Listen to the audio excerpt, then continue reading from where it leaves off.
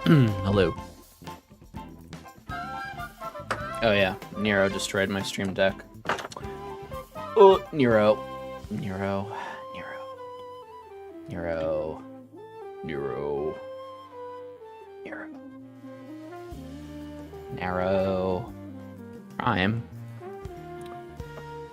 Prime. Yes, I use your prime. Hell yeah.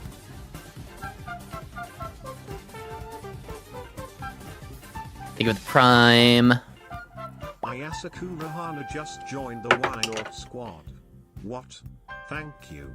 Nero, my love. Come catch Waba live, only on Twitch. You want me to set up a reminder for you? Welcome in. I set up a reminder for someone else to reprime every 30th. Don't ask me why, but I have that reminder. So I'll just remind people every month. Hi, Aya. Hi, Space Fan. Hi, Will. Welcome in. I'm looking at your dice now, Space Fan. Oh, they look so... Aw. Those are cool. I really love the blue set. Oh, they're so pretty. Oh, I love that blue set. Like the purple and blue. The green's really nice too. Oh my gosh. That's so pretty. So sparkly. Thank you for the prime, Aya.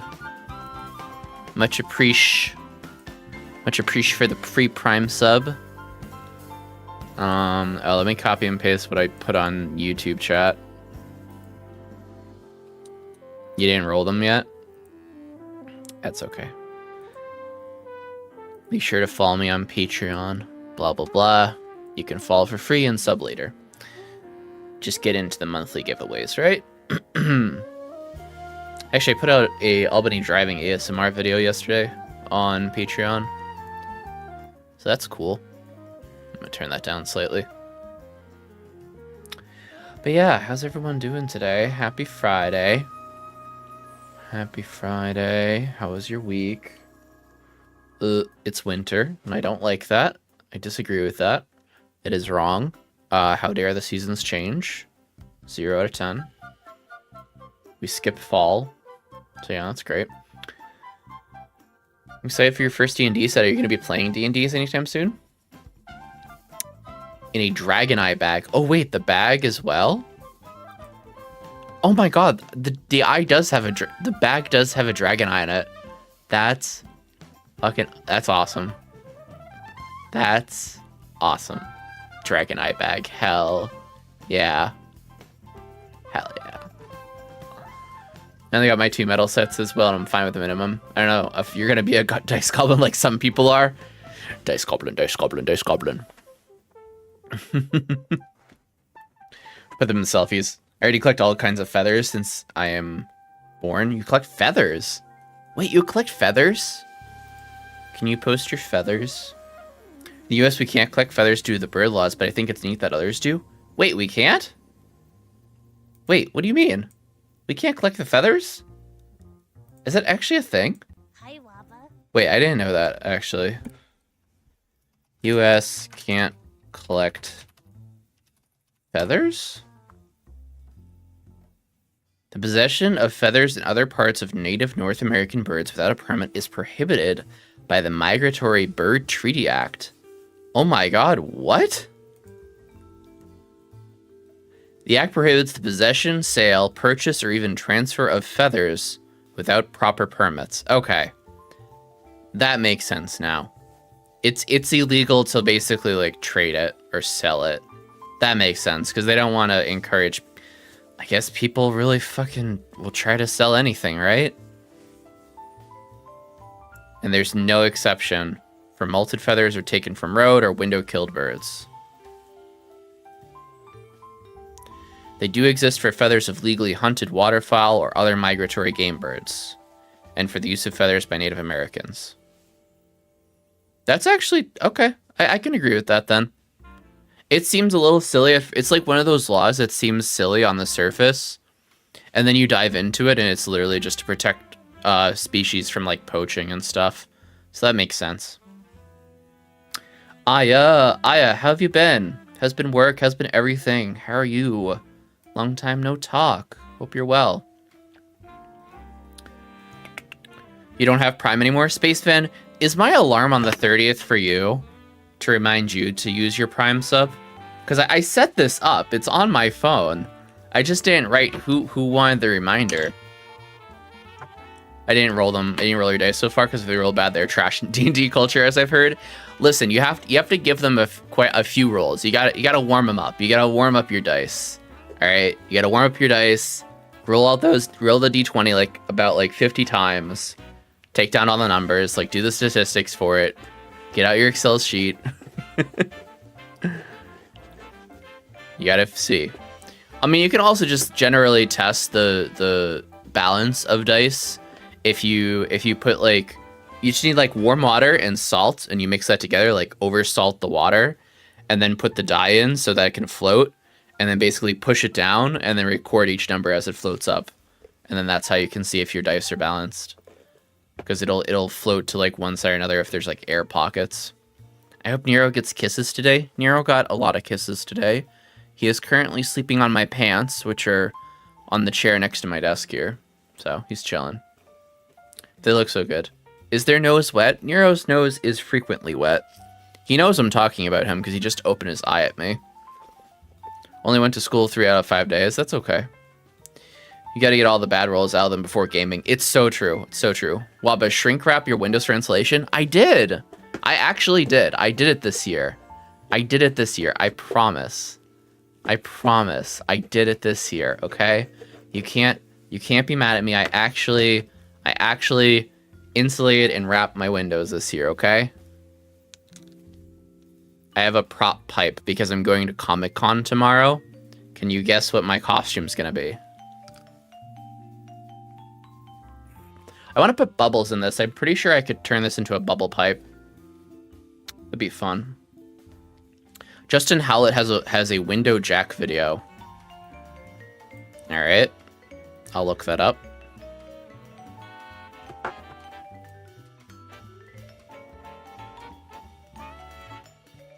Justin Howlett. I don't think that's the name. You played a one-shot, Space Fan? How was it? What was it about?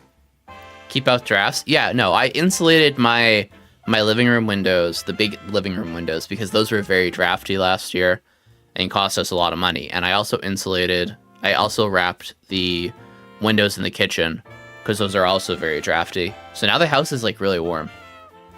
Yes, I love dragons. Do hack. I already did it. Waba gets in jail soon? Why am I going to jail? What am I going to jail for? I don't collect feathers. I'm okay. I'm fine. Hello. Hi, whoever said that. Yes, it's a law protecting birds as you can't tell between an illegally poached bird feather and one that fell from a bird naturally. Yeah, absolutely. The only exception is with native tribes. What, so enough people killed birds and plunged their feathers? Pretty much, yeah. That sounds about right, Space Fan. Unfortunately, it's kind of one of those things where it's just humans are shitty, so we had to make a law to protect the fucking animals from getting exploited by humans. I need cat care advice. Gurren has been taking off her fur. I think it's stress. I guess I have an illegal feather. I am well. I'm glad you're hearing you're well. It sounds like Garnet is very stressed. If Garnet is so there's a difference. One could just be she needs to be groomed. So I guess my question is, have you groomed your cats recently? Because it is getting into the winter season, so they have to get their coats back in and stuff. So definitely groom your cat often, maybe once or twice a week or so, and it kind of help her. It might ease her. But also ask yourself, have there been major changes to the house that you're living in? Are you moving a lot of furniture? Have you been has there been very loud sounds lately? Has something changed? Cats are very, very sensitive to change. So when something in the household changes dramatically, cats usually kind of freak out a bit and start doing stress behaviors. Either they'll run around a lot more, or they'll pick at themselves a lot more. If they're licking off fur to the point that they're getting to the skin or creating scabs, that's definitely a problem, and you gotta figure out what's going on. make sure that she has a space to feel safe and alone as well. We have many bird species hunted to extinction to collect their feathers. The passenger pigeon is a good example of a famous extinct bird species. That's interesting, Will. I actually did not know that the passenger pigeon is completely extinct now. Is that the case? Wow, that's wild. Why the passenger pigeon went extinct? Holy moly. That's so tragic. The fuck? These are such pretty birds. I mean, I guess that's how it all starts, right? Someone says, "Oh, that's a pretty bird," and then it creates a whole business of grabbing them, pretty much. Man. That's so sad. Apparently, it's been over 100 years. Literally, the last known passenger pigeon was a female named Martha, died in the Cincinnati Zoo in 1914. She was roughly 29 years old. Wow.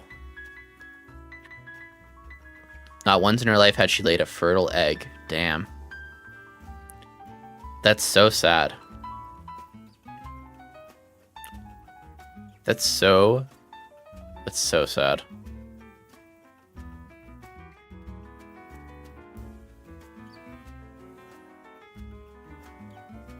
That's wild. Waba, what is your limit of people you date in your poly puddle? That's an interesting word for it. People sometimes use polycule. Poly puddle, that's cute. I have a poly pride emote now. What's my limit? I mean, honestly, I'm very content with the 2 people that I'm dating right now, and I don't think I would ever want to date more than 2 people at a time.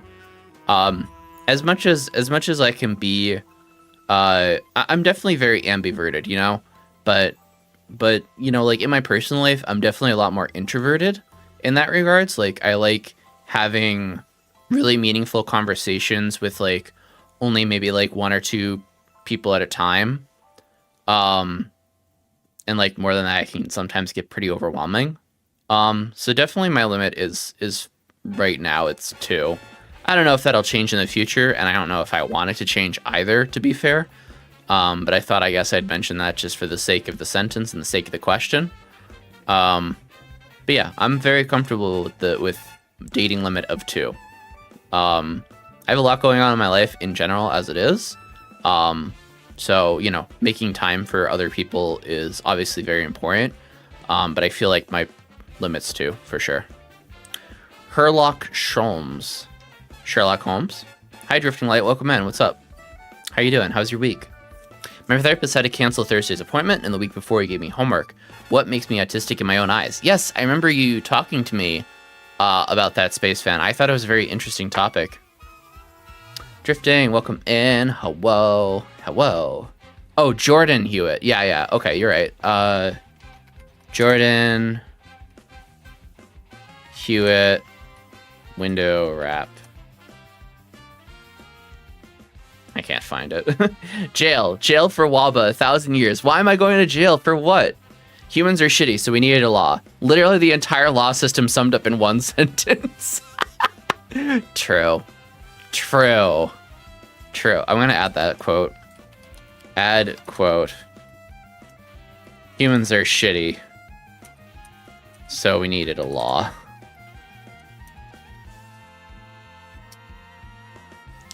She's getting balds? Oh gosh, if Garnet's really getting balds from licking herself so much, that's very, very bad. Like, that's dangerously bad. I have a full A4 paper list. What is A4 paper? Even went into 5-hour hyperfocus marking, writing examples to everything I think relates to me in a book from an autistic author. Oh, speaking of which, Jennifer came in here and told y'all about the free book, about the woman who was putting out her free book about her experiences of being autistic. Where is it? Hold on. Oh my gosh. User Jennifer. Jennifer.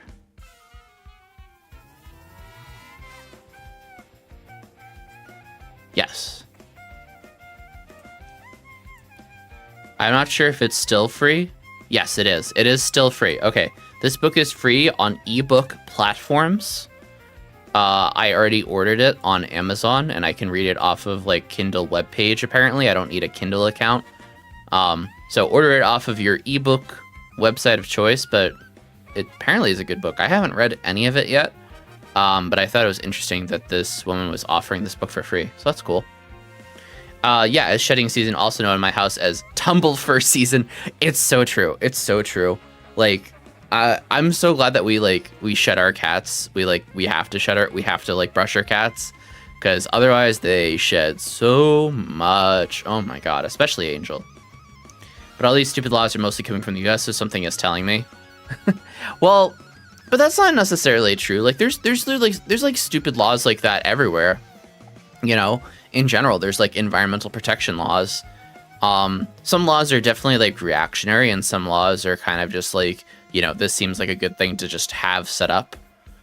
I mean, I suppose that all the nature of all like new laws are reactionary, right? That's kind of how laws work in general, right? I suppose. Maybe that's a broad summary, but yeah.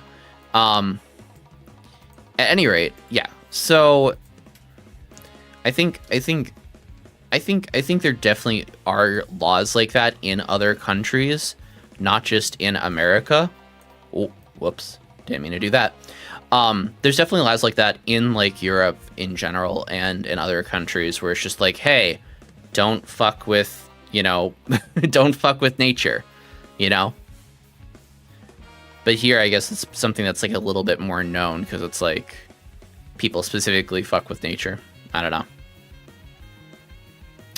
I want a cat so bad, but I need to be way more friendly, financially stable before I get a little void. A little void. Drifting gets six-figure job. Let's go. Get financially stable, Drifting Light. I believe in you. It's a long journey, but it is possible. Cats are so weird and interesting. They are. They're just little dudes. They're just little guys. And I like them. They're cool. I love them. It's been extinct since the 1920s, Dad. I know, right? I'm so bad they're gone. I'm so mad they're gone too, son. Like dodos. Yeah, just like the dodo. To the hunters. For you. Hate. Hate. You hate. That's a pretty animal. Yoink. Also, animals be like, and then they yoink too much. I mean, yeah. Because if... I feel like, in general, when it comes to, like, the expression of human greed as a nebulous concept, humans are like, yes, I would like to indulge in this thing. And then they're like, yes, I would like to indulge in this thing until it's gross and disgusting and awful and horrible and no one else can enjoy it anymore. You're welcome. And it's like, bro, can we as a species, like, learn moderation? Is that, like, a thing we could do? It totally is. But then they're like, no self-control, only pleasure. And it's just like, bro, stop. Calm down. There are no time. You need to shut this fucking phone off. Why is my work phone on still? Also, I'm mad because my work phone's an iPhone 15, and it's better than my current phone. But it's fine because it's also way too big for my hands. So I'm fine with having a smaller phone. Anyway. Hey, Nathan. How's it going? Welcome in on YouTube.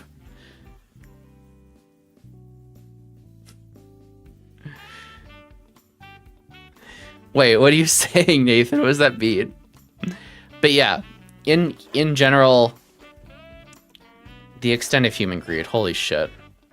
And it's always like the people who are I mean, I guess it's like one of those like power corrupts absolutely kind of thing, where it's just like, you know, if someone's in power, then they're going to want to seek more power. So if someone's in a power position to like yoink the pretty bird species, they're just gonna go way too hard and extinct a whole fucking bird species. I love the term polypuddle. Okay, fair enough. I've never heard that before. I was just like, that's interesting. What is polypuddle? I don't know. I guess Aya's just using it to say like a puddle of people who are polyamorous, like in a relationship with one another. This is Joran. This is the Joran Howlett video. Okay, let me look at this. Oh yeah. I watched this one specifically, and I was like, yep, I gotta do it this year. It's so nice. It's so nice when you do it right. Unfortunately, I don't have like very good windows, so they don't like go tight like that, but it's pretty good. Oh, just me coming in half the conversation that you're talking about, and all I heard is, can we stop supporting that? And I just made a joke of it, like, to be not supporting Waba. Oh my god, Nathan. Nathan, you're so mean. You're so mean, but I love you. How you doing, May? Thanks for coming in on the YouTube side of things. Yeah, sometimes less is more. For sure, less is more. You gotta, it's like, okay, I'm gonna give 2 examples. You gotta savor the salty with the sweet, right? You gotta savor the salty with the sweet. Everything about cooking is balance, right? You gotta balance your salty, your sweet, your sour. You have to balance your tastes, right? You can't just go full ham, all sweet, and expect it to taste good. Like, it might taste good for a little while, but you get very tired of the taste, you know? You have to balance it, right? And that's just like in life too, you know? You gotta balance one thing with another. You can't just entirely do one thing and expect you to get the same pleasure out of it after, you know, doing it forever. You gotta spice it up. You gotta do different things. Spice of life.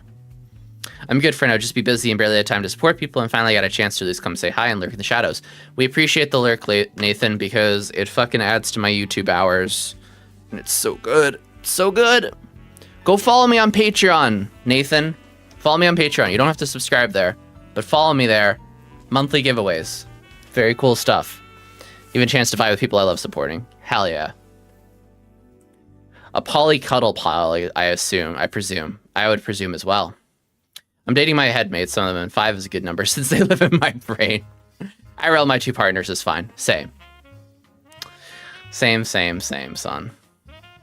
Okay. Is dating more people cost more energy, time, and money? I would think it would be a lot of emotional labor. It depends. I think that depends entirely, Aya. That depends entirely on the nature of the relationships between everyone in the relationship in general, you know? I feel like in general, like I'm definitely like the emotional support partner, for sure. Just in general, like I'm very good at doing emotional support. I've always been good at doing emotional support for my friends and loved ones. So that just kind of makes sense. And I don't find myself being drained by any means from having an additional partner. If anything, it kind of energizes me in some ways.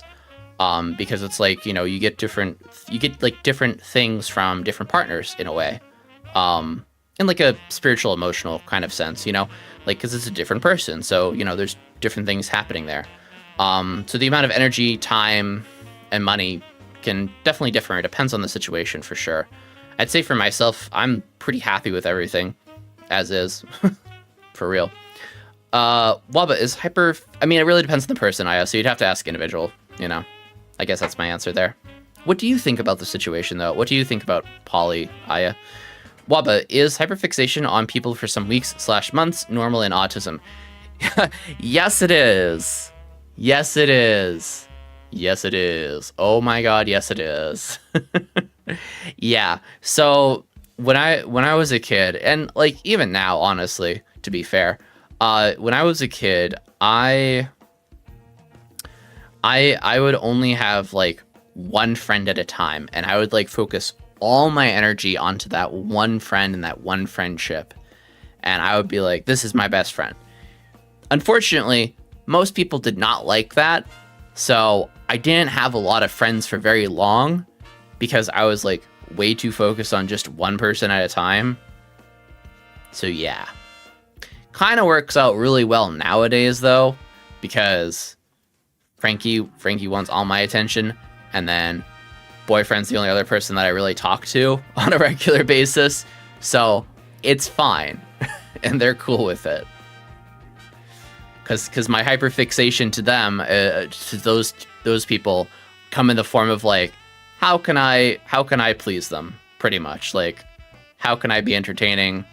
How can I be a good partner? Use polypuddle more often as a term. I'll consider it. Herlock Sholmes is the Ace Attorney variety of Sherlock Holmes. They yeeted the letters around for like copyright reasons because apparently the people who owned Sherlock Holmes were douchebags about it, but I think SH is public domain now. I hope so. Dina A4, the universal German paper bigness. Oh, it's the size of the paper. Okay.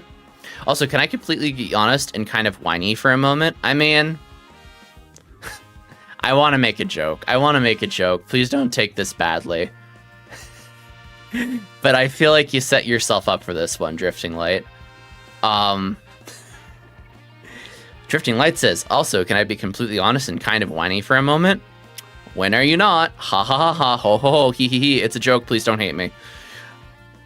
Yeah, go right ahead. You're fine. Danella Schreider, The World Beyond My Shadow. I'm not sure what that's about. Or is that the book that I just promoted? Beware that hot thing that you order. Hot is hot? Hot is hot. What do you mean hot is hot? I don't know what you mean. But maybe it's not hot? It could be not hot. That's true. You also think you can freeze boiling water to have hot water every time later.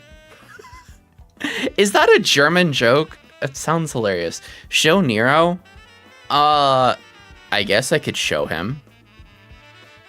I'm gonna pick up the whole chair to show him. Because it's hilarious if I do that.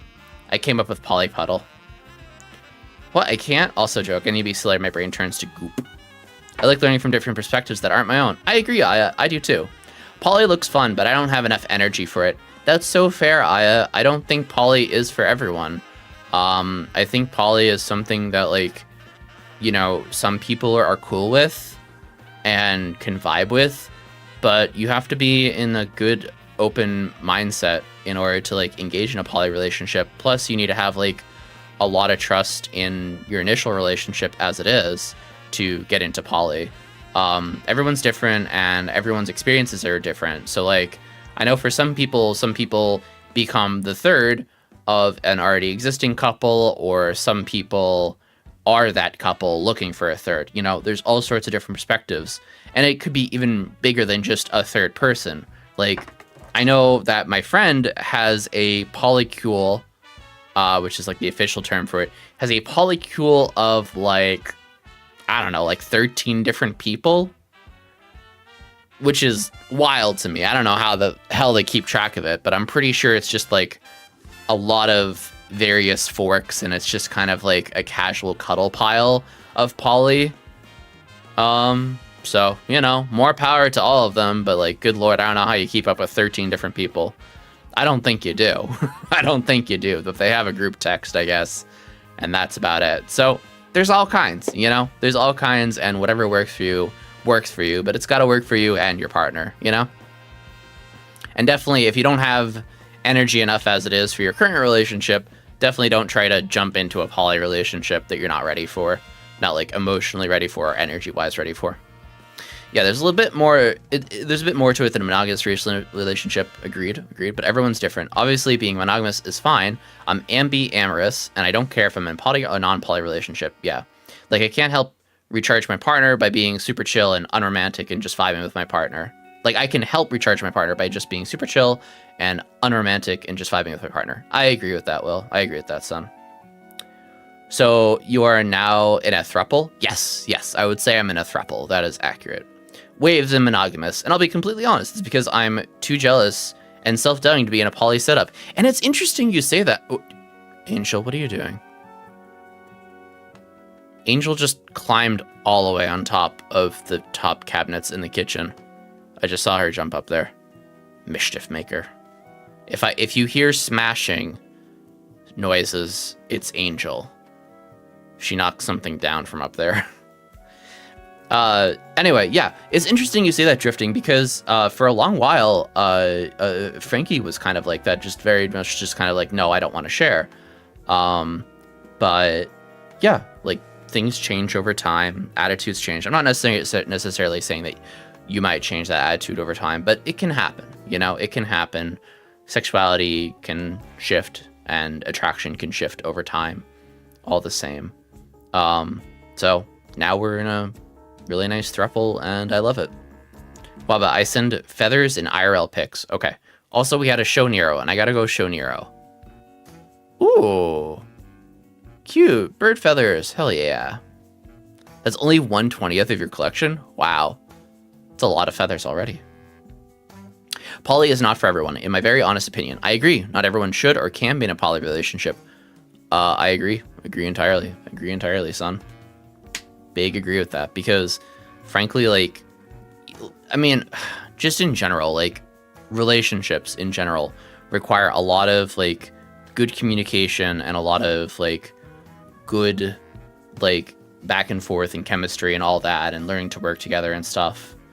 And just, you know, just communicating and working together. Like, that's pretty much the biggest thing with any relationship, is that you need to be able to communicate, and you need to be able to talk things out and, you know, hear out one another, really. I'm going to switch to just chatting for a moment as well, because we're just chatting right now. This is a really great discussion. But yeah, like, there's so much that goes into just like a single monogamous relationship, and then poly is like another step above that, where it's just like, okay, you're involving more than, you know, one other person in your life now. You're, you know, having that trust, having that communication, having that openness to conversations, you know, and also you're also adding in like the potential for like jealousy, or the potential for, you know, feeling, feeling like if maybe there's like a power differential, or maybe there's a, maybe there's a bit of, not just jealousy, but also just kind of like feeling neglected in a poly relationship. I'm just going to take a picture of Angel real quick, because she's hilariously at the top of the top of the top. So there's all kinds of things that you got to look out for when it comes to like poly relationships, and you have to just like be okay and be willing to like confront those things, you know? I posted her in Pets pics because she's just so happy being up there. She looks so pleased with herself. But I do like being worshipped and cared for. Yeah, being worshipped and cared for could be very, very nice, Aya, and I'm glad that you like that for yourself, and I'm glad that you know that about yourself, and that's really important. So it sounds like if you got into a poly relationship, you would want another person to also worship and care for you. But how would they interact with your current partner? Would you want to have a triangle kind of like throuple situation, or would you want to have a fork, where it's just like one person is dating two other people, and those two other people aren't dating one another? Does that make sense? Wouldn't be the first time I set myself up for a joke for that. So what was the thing that you wanted to talk about drifting? I'm glad that you're self-aware in that respect, as there's many folks who jump into poly because it's fun, or it'll be hot for all of us. Yeah. Oh my god. Okay. I'm going to show Nero, and then I'm going to jump into talking about that, because holy moly, the toxicity. Okay. I'm going to bring Nero. Get ready for Nero action. Nero action. Hello, Nero. Are you ready to be shown? Are you ready to be displayed to the world to see?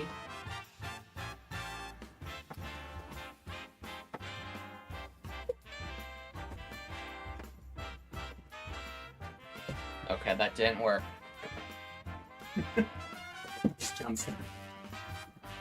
He did not enjoy the magic carpet ride. Hello. Do you have something to say? Did you make all these holes in my chair?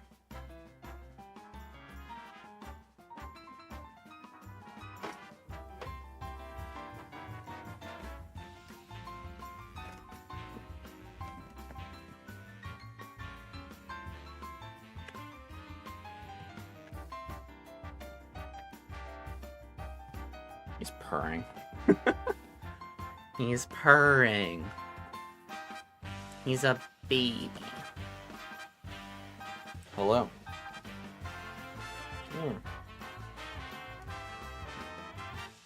I can't have my chair back now.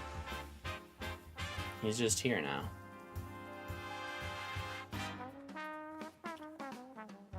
Alright. My baby.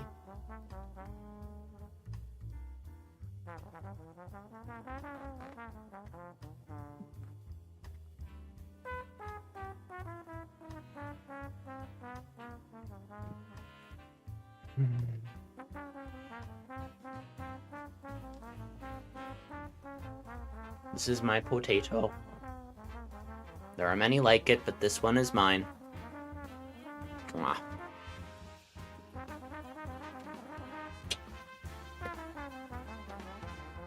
Oh, Maki! Hi, Maki! We're literally about to talk about poly stuff. Good timing. Hello there, Joey, as well. Welcome in. Sorry, I'm reading on my OBS, because I'm very behind on chat right now. Okay, so... thing I wanted to talk about. So, Will was saying I'm glad you're self-aware in that respect, as there's many folks who jump into poly because it's fun, or it'll be hot for all of us, right? So, like, the classic toxicity of toxicity, and also, to an extent, kind of like the myth of polyamory, of the mythos, I should say, the mythos of polyamory is just like, oh yeah, I can get a hot girlfriend to be with me, you know, like the typical cis dude who just wants two girls to, you know, fuck each other while he fucks them or whatever, you know, the fantasy, right? The fantasy. Or like they're finding a unicorn kind of thing, you know? And a lot of people, I mean, just in general, not just in poly relationships, but in relationships in general, might start a relationship by jumping each other's bones, and then it's just like, okay, let's start dating because we fucked. You know, it's not always necessarily the most healthiest start to a relationship that way, though it can work, right? It can work. I find for myself that has been much easier to be friends with someone before I was in a relationship with them. Like, just in general, I find that both my partners are pretty much my best friends. Like, they're my besties.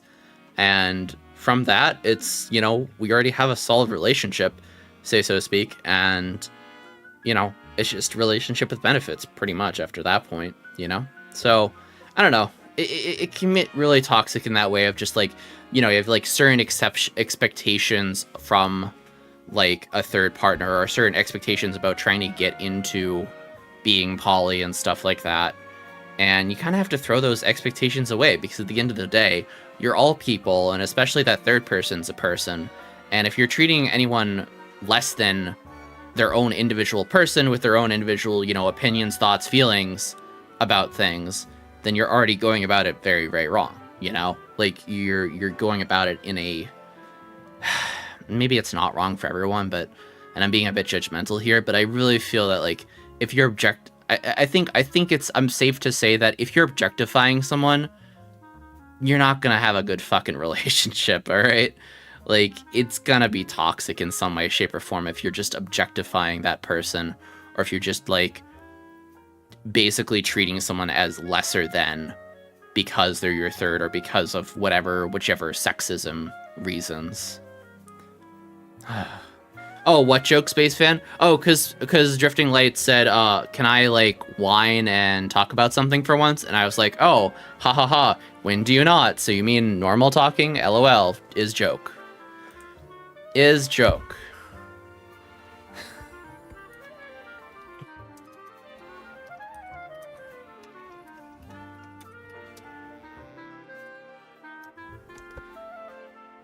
Anyway, Maki, how are you doing?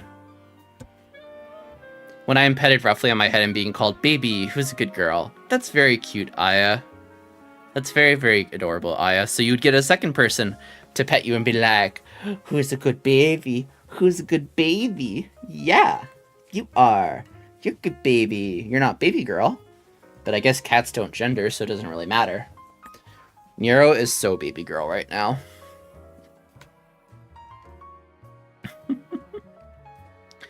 I'm sometimes honestly jealous of poly people because, like, y'all get the option of more than one partner, and I'm over here like, bestie, I can't even get one. Oliver Twist voice. Please, sir, ma'am, Mix, could you spare one for me? Well, you know... Okay. Whoa, Nero, come on. Don't show that. What are you doing? Go over there. Go sit down. So, I mean, okay. I'm gonna take one issue. I take one slight issue. I take one slight issue with the way you said that, because this implies that, like, poly people are inherently, like, poly, and, like, they're inherently just going to get two partners, just, like, they get born, and it's like, congrats, here are your two romantic partners, you're welcome, or two or more partners. And, you know, you gotta work at it. You gotta, just like any relationship, you gotta work to cultivate it. You gotta work to find it. You gotta work to look at me in the face while I'm talking to you, because Nero wants to be brushy brushed right now. He's so baby. He's so baby. Could you get down though? Please? Please? Please? Please? Please. I'm not asking. Sir. Sir. Okay. That's not what I asked for. Here, if I throw the brush on the ground, will you go down there? Yep, you will. Drifting like just been 100 copies of Waba. It's twitch.tv/RoxyPopStanceMoonBaby. Have bits for Neil, best boy, best meow, little boy, baby.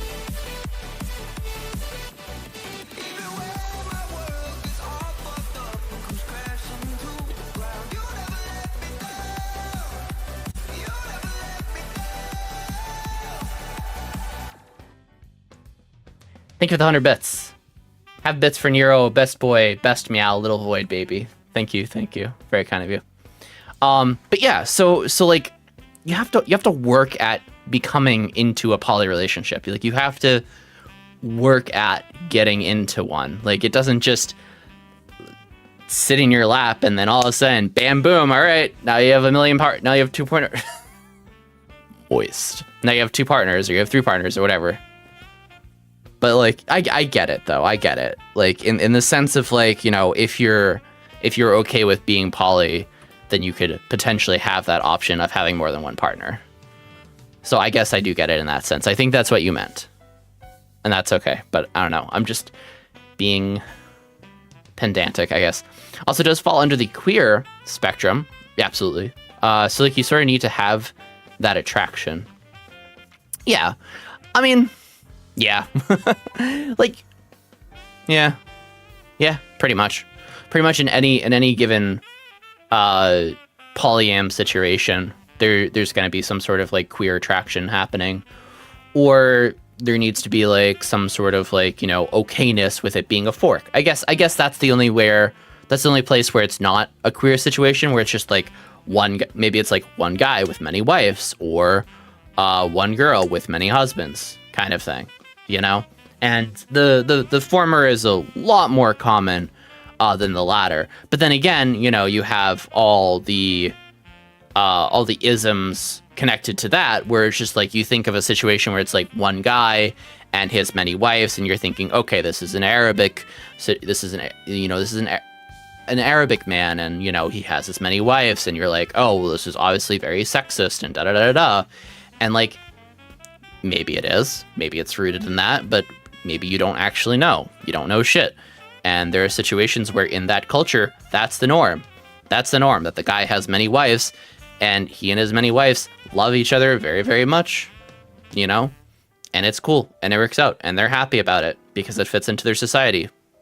So you gotta take that into mind as well, that because of the culture, you know, culture differences could mean that something is more accepted than it would be in other places, right? Hello, welcome in as well. Hello, Ian. How's it going? I'm probably mispronouncing that horribly. Hi, dude. How's it going? How you doing? How's it going? Welcome in. I'm very behind on chat. We're talking about poly stuff right now, polyamorous stuff. So yeah, I agree for the most part with Will, absolutely, that it does definitely fall into the queer spectrum. For the most part, yeah. I think it also falls on the personalities in a poly or singular relationship. I mean, yeah, it's like a combination of like both, like, does your romantic orientation allow you to, you know, be okay and good with like a poly relationship? And then again, personality wise, are you the type of person who can emotionally handle a poly relationship or even a singular relationship? There's a lot of people that aren't necessarily very good in even single relationships because they don't know how to exist in a relationship. That doesn't make much sense, but like maybe in the sense of like, you know, they're not like, there's a lot of different ways that you could like be bad in a singular relationship. So it's hard to list them all, but like off the top of my head, emotional immaturity, refusal to take responsibility for one's own actions, having some sort of weird complex, whether that's like a sexist complex, a power dynamic complex, whatever it is, having expectations of your partner without discussing them, not being willing to discuss things, not being open to communication, you know, you name it, and it can be a problem in a given like monogamous relationship. And then you expand that to getting into a polyamorous relationship, and guess what? Those problems now double because it's like you couldn't cut it with a normal relationship. You haven't worked on yourself enough to be able to even have a successful like one-person relationship, you know, and now you're involving more people in that, which means you could be hurting more people at the same time. So, you know, I guess if you're going for a speed run of trying to be a shitty person to as many people as possible, just start flirting with a bunch of people and lead them on and stuff. I don't know, you know? But yeah, I agree. It can fall absolutely in the personalities and stuff of people. I was going to talk about going to the convention tomorrow because I'm going to a con tomorrow. This is fine. I like talking about this. Poly is a lot of work, says Maki. I agree. But something that my partner talked about last night is the good definition. The good definitely gets to outweigh the bad to feel worth it, but it can be hard. Yeah, absolutely. Absolutely.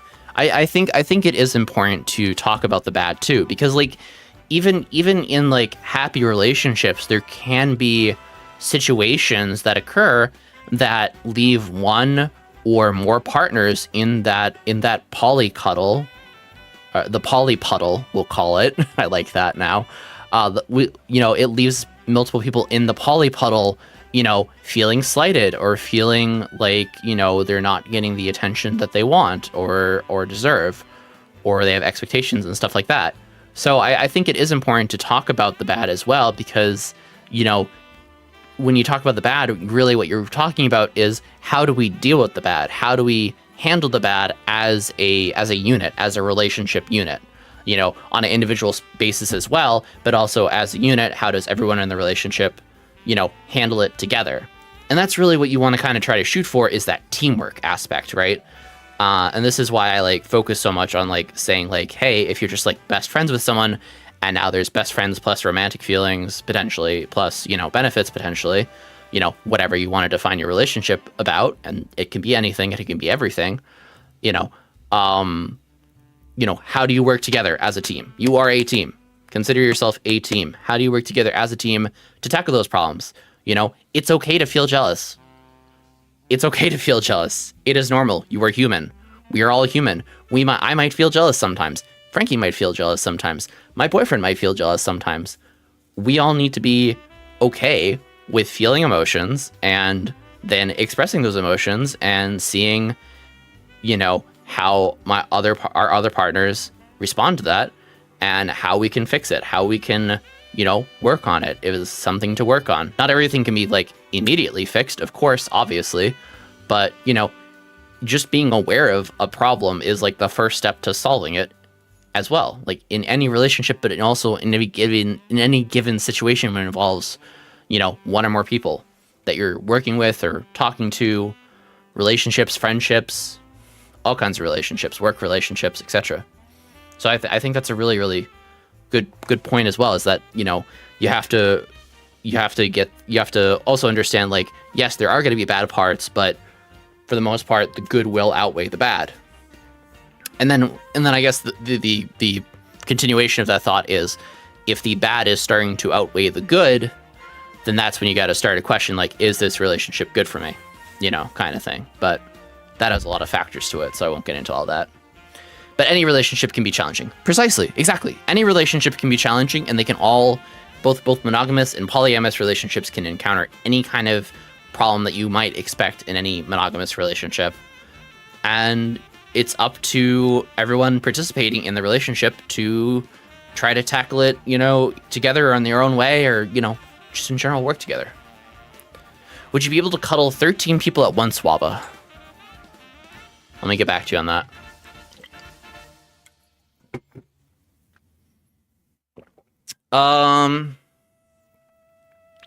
Okay, it depends how the cuddle pile is set up. Maybe like 1, 2, 3, 4, 5. Maybe like 5 people at once. I could cuddle. If we're defining cuddling as I'm in physical contact with them, then 5. Maybe 6. Maybe 7. But 13? Nah, too much. Unless we're just like on a big couch and there's 13 of us just like puddled together. But that would be a lot. And I don't really want that.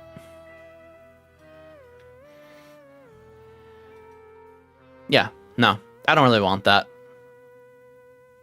Maybe I'd try it once for funsies, but I don't want that as a regular thing.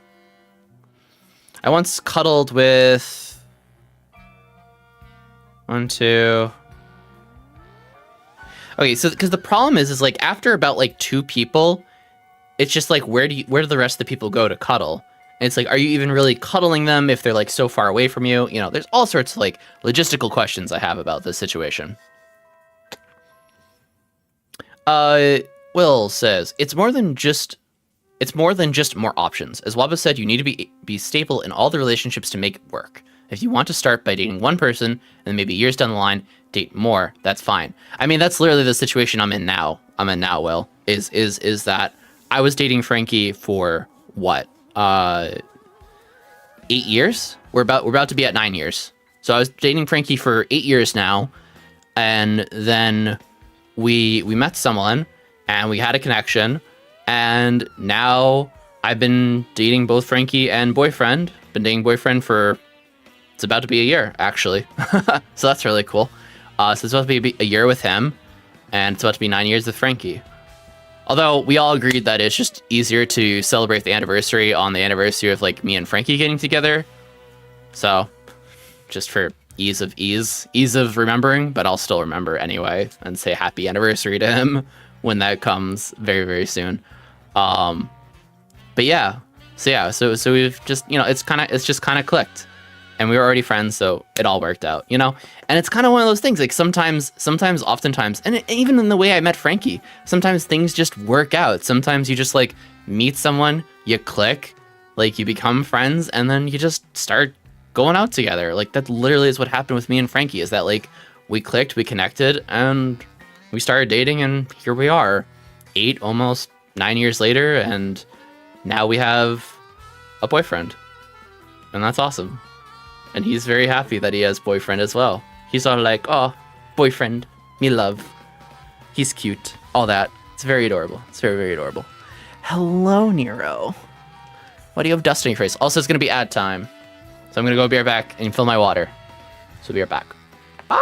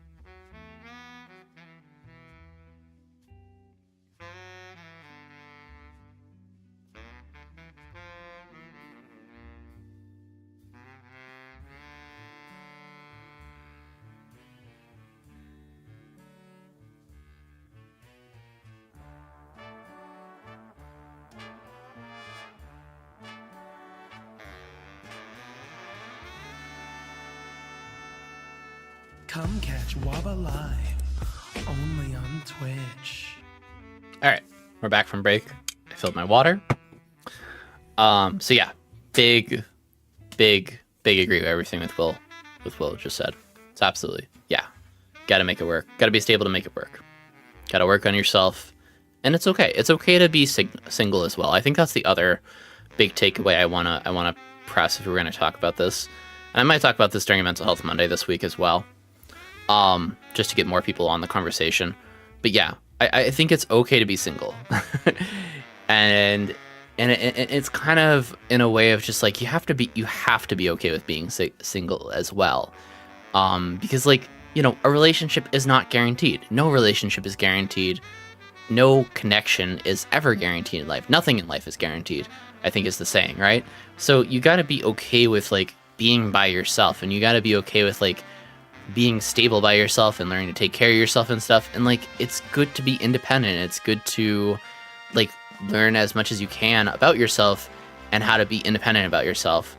You know, you don't have to be absolutely like happy and exuberant and exorbitantly happy and, you know, whatnot being by yourself, but, you know, at least be neutral to the point that you can take care of yourself. God forbid, like, you get in a relationship and then 20 years down the line, something happens, kind of thing, you know? And I found for myself, especially just working on my own shit without anyone else helped me, because in a lot of ways, the people that I was interacting with, even if it wasn't in a romantic dating situation, I was still pretty toxic to some people, you know, in my past.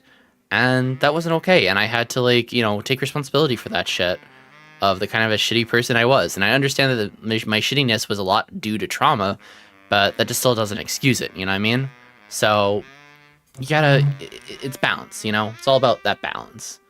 Also, I just realized, do I not have the thing here?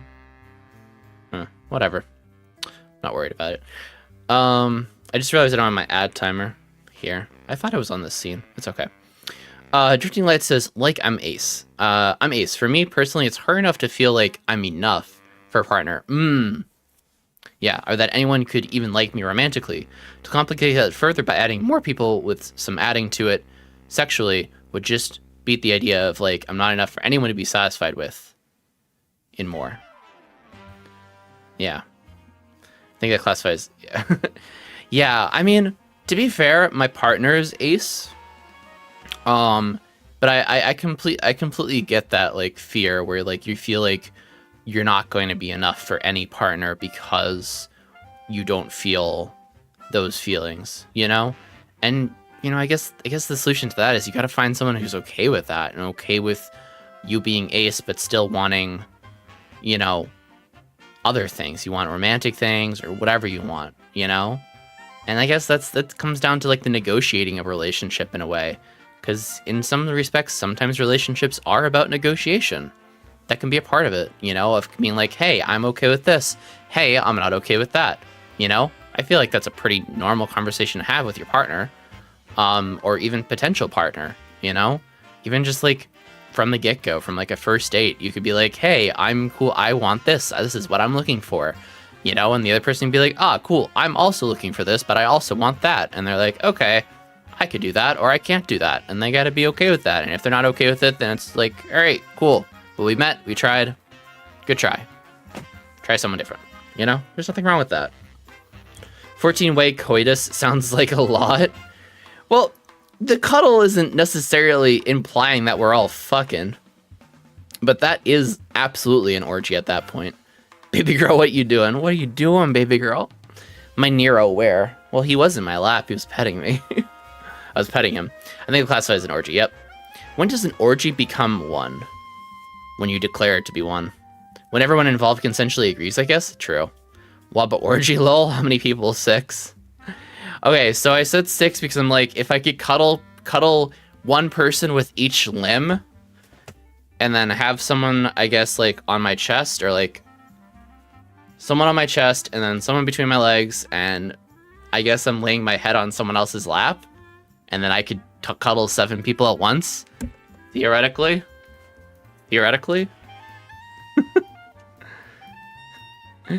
On my first camp in one thing, on my first camp in the one thing I am in, so Space Fan, we made a big mountain out of our bodies and just all laid on top of each other. We were 125 kids at that camp, at least 70 laid there. I had some arms, legs, and hands laying on me, and it felt awesome. I mean, hey, if it felt awesome, Space Fan, I'm glad for you. I'm not sure how I would feel about it. I feel like I'd be like, get away from me. Minimum people for group, I don't know. I guess 5 because I don't think fivesome is a word, but foursome sure is. True. I don't know, what is the definition of orgy? I think a threesome could still be an orgy, though. I think the hardest thing to deal with, says Maki, with as being poly that I haven't experienced in a while is the complex emotions of holding space for one partner and having something for another. It is very challenging to balance. Felt like learning a new skill. Hi, Michaela, welcome in. Hardest thing to deal with is being poly that I haven't experienced in a while is the complex emotions of holding space for one partner and having NRE for another. I don't know what NRE is.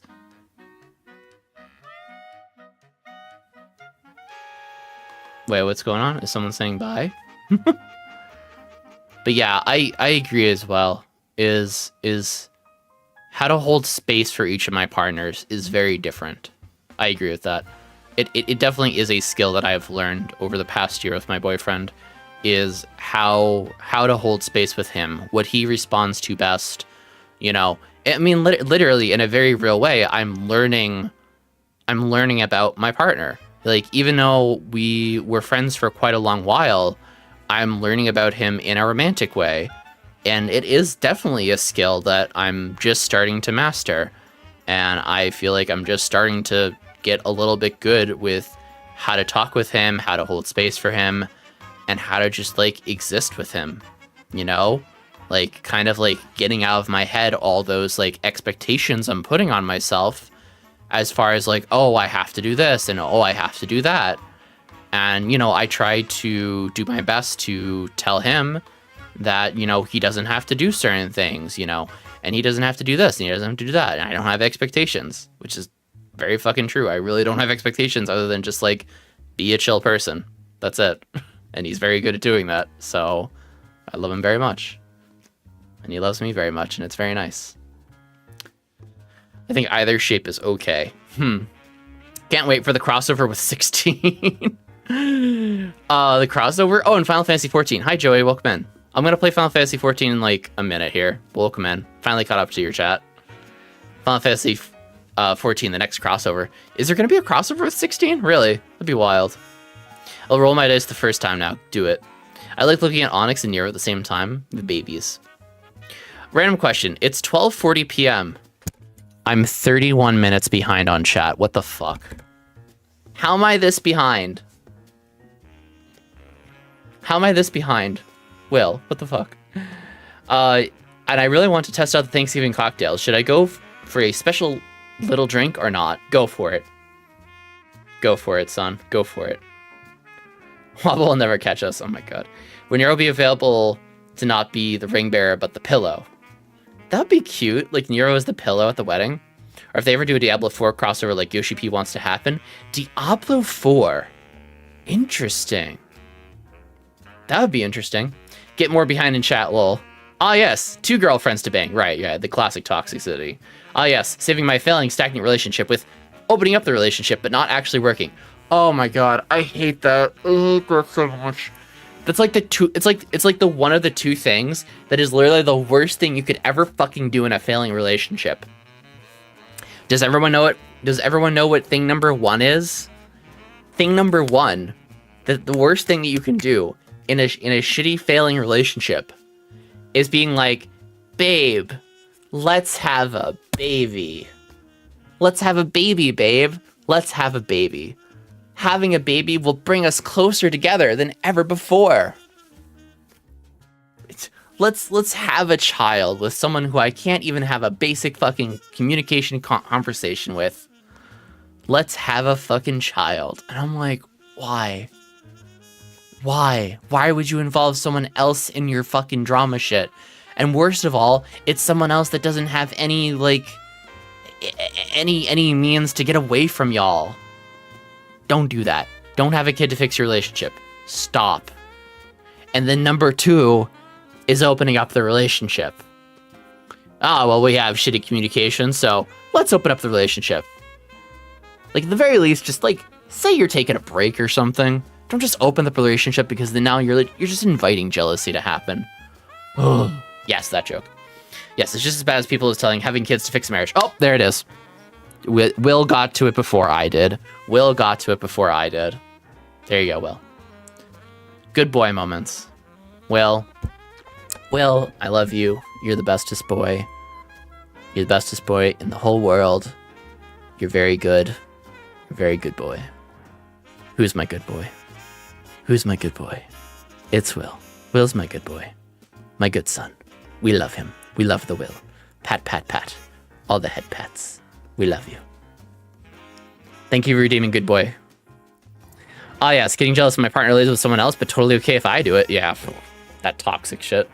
My first Nat 20 at the Galaxy Nebula one. Let's go. Nero butt stream. I would get multiple head pats. I do not have the Riz. I disagree, but fair enough. If multiple people happen, lol. I return to cat. Brush his sides, call Nero good. Have bits for Nero. Yes, thank you for the bits.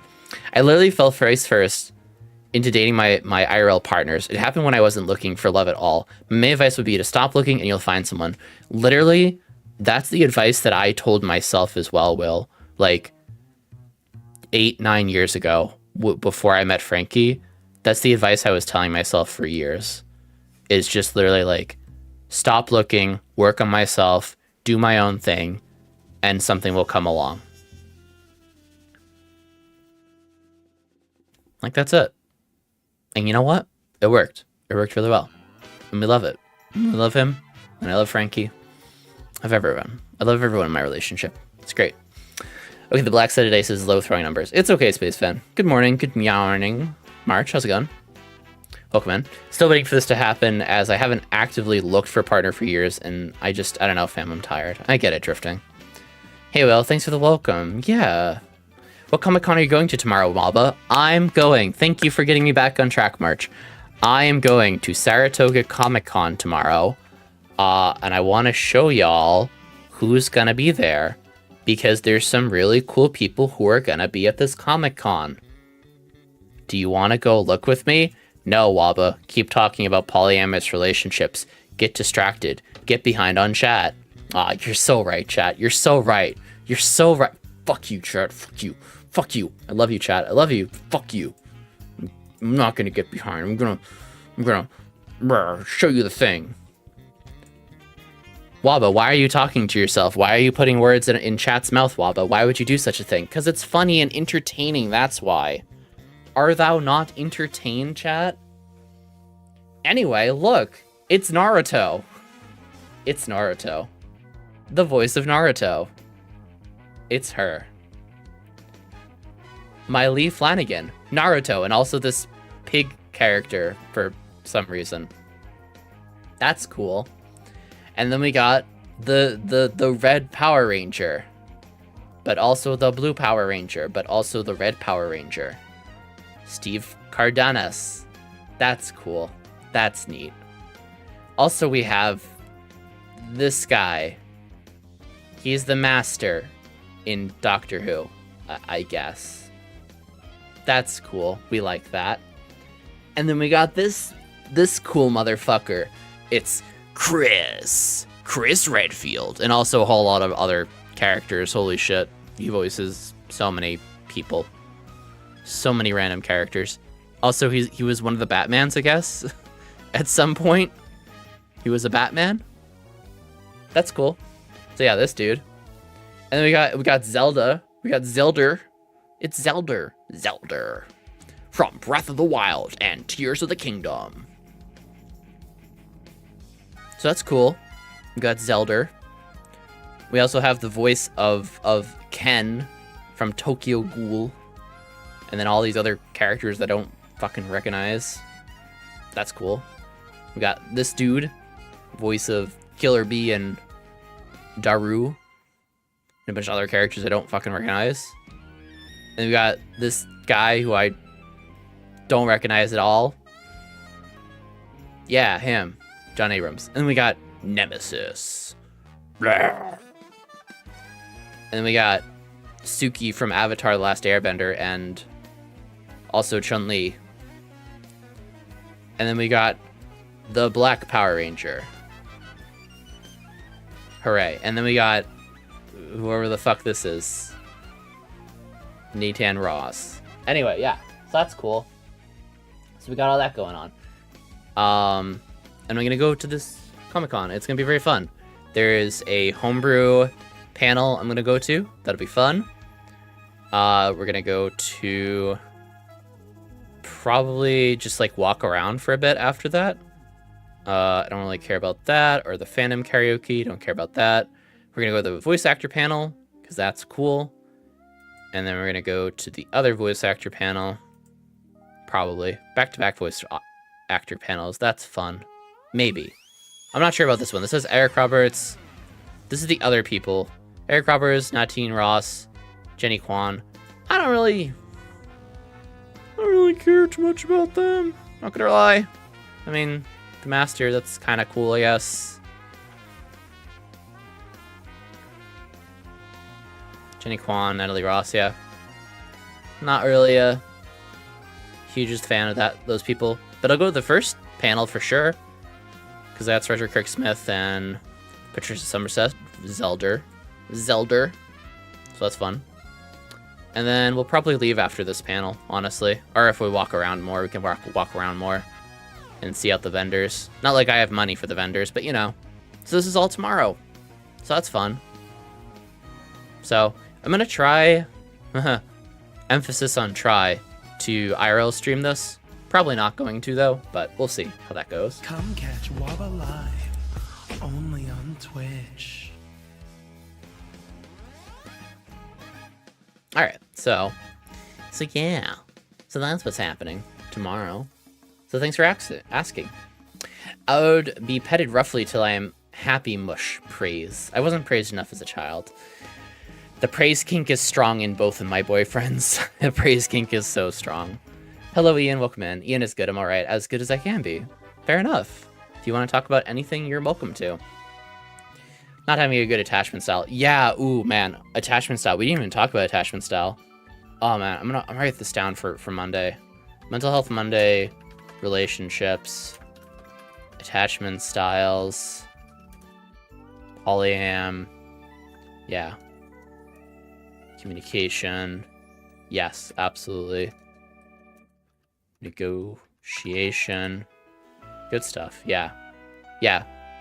See, the thing is, like, attachment styles aren't necessarily your fault either.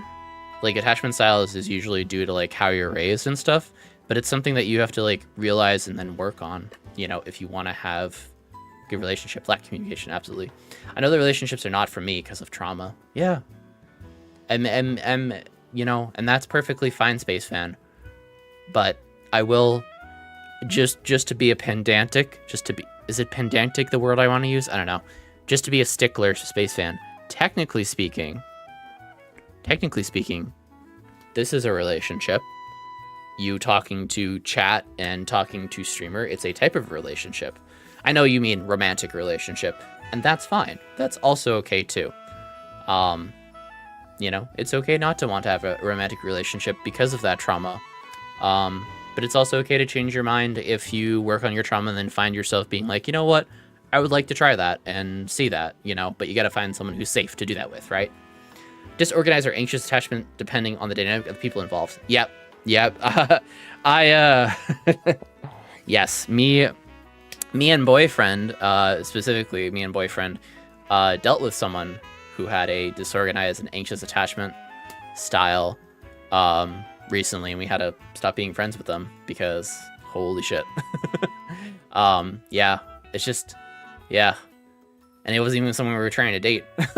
But it just be like that, you know? It just be like that. That sometimes, like, people in your life just have, like, a certain attachment style and they become, like, very toxic. They become a toxic friend or they become a toxic, you know, person in general. And it's just kind of like, what's going on here, you know? I wouldn't mind if Waba patted my head till I am this cat. Okay.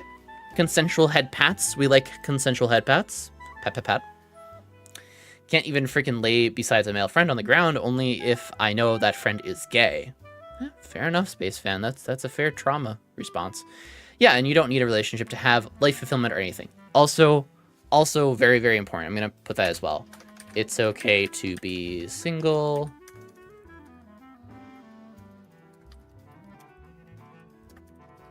It's okay to be independent. Capvigen Cato Blush. And I am bad in relationships because after one visit, I won't be able to call/meet for at least 1 week. I mean, again, Space Fan, some people are okay with that. It's all about the negotiation, right? It's okay to feel jealous. My brain, yeah, for everyone else, but not from this bitchy meat suit. I pilot. When she gets jealous, I make sure she feels like a horrible excuse for a human.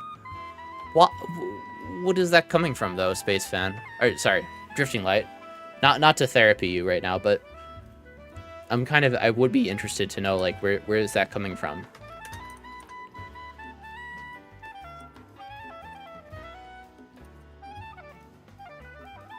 I'm writing down notes right now for Monday.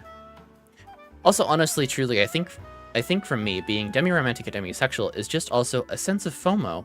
Like, I keep being told, fear of missing out, by the way. Like, I keep being told in love and having a relationship is wonderful, and so a part of me is just like, I want one. That sounds nice. How do I get that? And then the universe is like, oh, that's the great part. You don't. Fuck you in particular. I feel like that's like one of those things, Drifting Light, where like you're making assumptions about like people's expectations of a romantic relationship based on society's definition of what a romantic and sexual relationship looks like. Or that a romantic relationship has to include a sexual aspect and stuff like that. You know, you're kind of like so stuck in this, and I'm not saying this is necessarily like a personal fault of yours. It's something that we all get stuck in at some point or another. We get stuck in this idea of like, what does society demand of us from a relationship? How do I need to act in a relationship? You know, and when you get down to it, when you talk to like an actual person that you're interested in, you know, you find out that that's not the case, or that they have those same like, you know, assumptions that they're uneasy about as well. And it's okay to like, you know, kind of break apart that heteronormativity and just be like, hey, like, I can't give this in a relationship. Is that okay? And that's a very, you know, scary thing to say to someone, but it's also very important to get what you want. Like, that's just general avocation as well. Like, you have to know what you want and then tell people, hey, this is what I'm okay with and this is what I'm not okay with. Are you okay with that? And if they're not okay with that, then it's like, all right, we move on. Now, hope you find love. Yeah, I don't know. I feel more whiny than I intended to be. I'll hush now. You're fine. It does not help that I'm in the last woes of my period, so the emotional wobbiness is wobbles. If you know, you know. I do know. I do be knowing. From my understanding, I heard being demi makes it a tad harder to find a relationship. If I'm wrong, I totally get it. I imagine it would be a bit harder to find a relationship if you're demi-romantic, because again, like, people might have those certain societal expectations of what love, what romance, what a relationship looks like. So they look for those certain things, they look for those signs to know if someone is interested in them, because for some reason or another, our society tends to be like very, very fucking adverse to direct communication and just being open and transparent about your own fucking feelings. Meanwhile, my autistic ass here is just gonna like ask you 17 different like clarifying questions, like, hey, is this okay? Hey, is that okay? Hey, are you okay with this? Hey, was this okay to say or do? Like, whew, like, I need to ask so many clarifying questions, and you know what? I need a person to be okay with me asking all those clarifying questions, and for the most part, both my partners are very okay with me asking clarifying questions. Welcome back, son. But yeah, so I imagine being demi can make it a bit harder to find a relationship, but again, it's that whole thing of like, you need to be like willing to advocate for yourself, to advocate for the relationship that you want to have. You know, you can't just say nothing and then expect the other person to know what you want. No one is a mind reader. Welcome back. For me, it does. I find it hard to develop even a simple crush on anyone because it feels like I may never align with anyone's timeline on it, if that makes sense. Right, exactly. Again, it's those expectations you're putting on yourself due to society's expectations of romance and relationships. I have a high libido, but my significant other's being dummy is very low, but we make it work. So Aya, is this kind of why you're looking into poly for yourself, to try to find a partner to help make up the difference between your current partner and your high libido? Because I completely could understand that. Anyway, on a happier note, I am learning so much from just the friendships I've made on Twitch. Exactly. You learn so much from friendships in general. Like, you can have a very satisfying life with just friendships as well, and that's okay. The same, yeah. I don't know if it's because Demi or Dense, but it took them a while to figure out I was flirting. It killed Waba how we interacted. The will they, won't they. Listen, Aya, you had me, you had Will, you had Jeff. We were all just kind of like, oh my god, are they gonna get together already? And like, you literally both told us in separate private DMs, like, I like this person, but I don't know if I like them, if they like me back, and da-da-da-da-da-da-da. And then we're just like, maybe you should talk to one another or something. Maybe you should just talk to one another. Maybe you should just talk to one another. Shake. Shake.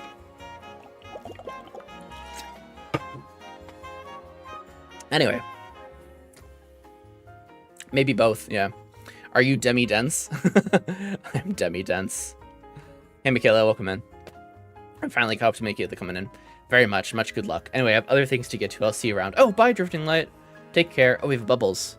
Does this work? Bubbles. No. Bubbles.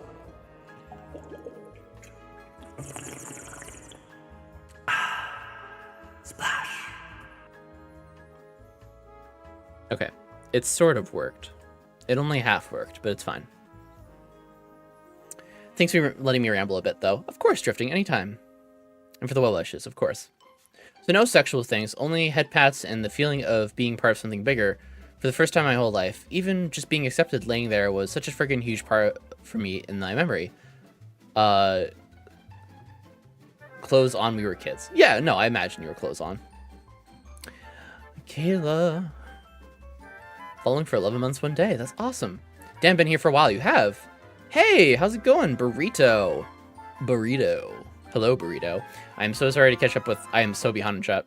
You look like the type of person who gives good hugs. I do give good hugs. I'm very soft. I'm very squish. I give very great hugs, I've been told. And I'll give you a hug, too. If you want. Get so behind. Waba will never catch us. Get fucked. Oh, my God. Now I want to be called good girl. Wait, even head pats? Space Fan, you can redeem it. It's a channel point redemption. You can redeem the channel point redemption to be called a good girl or whatever. Get behind. Or normal ghost sounds. Sky's attachment style sucks. Sky has an anxious attachment style, let's be real. I know, but honestly, I don't need a relationship that only overwhelms me right now, so friends is the closest I'll get for the next years. And that's okay, Space Fan.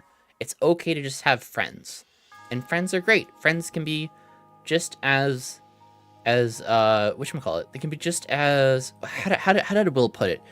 It can be just as, like, you know, just as satisfying, you know, like, just as gratifying to your life. To just be friends with people. And it's okay not to be in a romantic relationship. Waba, are you gonna put up a tree or a decoration soon?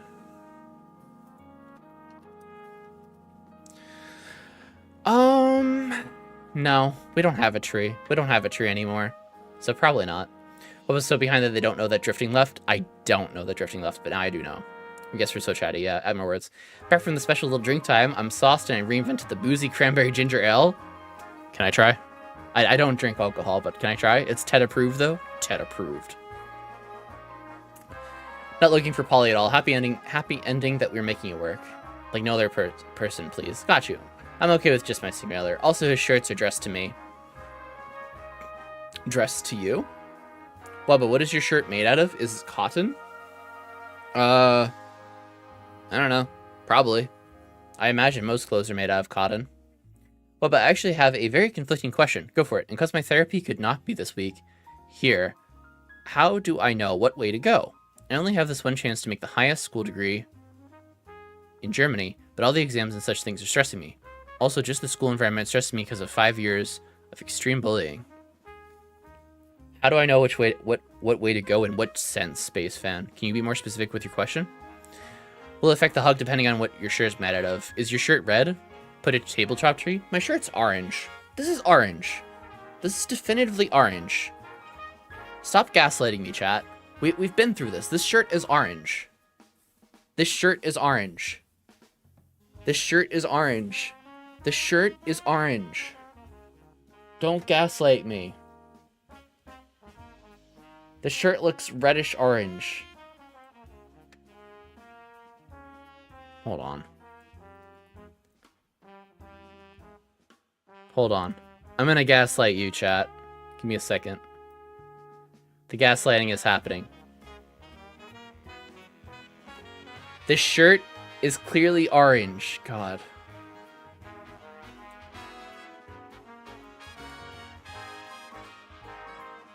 The shirt is orange. The shirt is still orange. Fucking hell. How can I fuck this up? I can't fuck it up. Damn it. It's reddish orange. Yeah. Hold on. Wait, I can do this.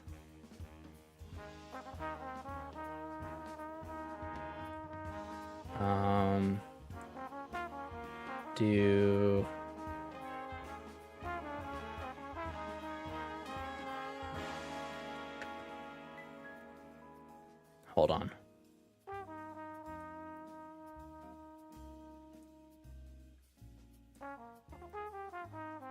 Okay. Now it looks red. Guys, the shirt's clearly pink. Alright, the shirt is clearly pink. Alright, it's clearly pink, pinkish purple. Actually, the shirt's blue. The shirt's just blue. You're all liars. The shirt's blue. Alright? Actually, the shirt's like aquamarine. It's like aquamarine, alright? I really am Waba now. Hold on. Let me do all that again. Yeah. The shirt's aquamarine, guys. What are you talking about? What do you want about? Red? This is the furthest thing from red. And now the shirt's green.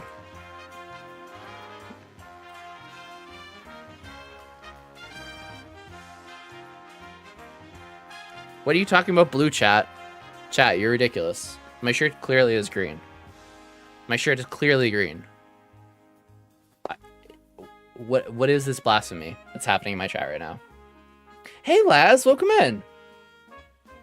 Then orange with more yellow. When it's dark, it seems more red. I agree. It's orange with more brown. Also, I won't really meet friends / schoolmates when I don't go to school now, but it's just life from therapy to therapy. And out of 7 last weeks, and out of 4 I had therapy in them. Hold on. 5 years soon. You see, since not being able to keep the mask up anymore in school, my autistic traits are getting worse and worse. My dad has to get me 2 times this week because I meltdown so overload. Well, you look a bit blue. Also, your skin? I'm green.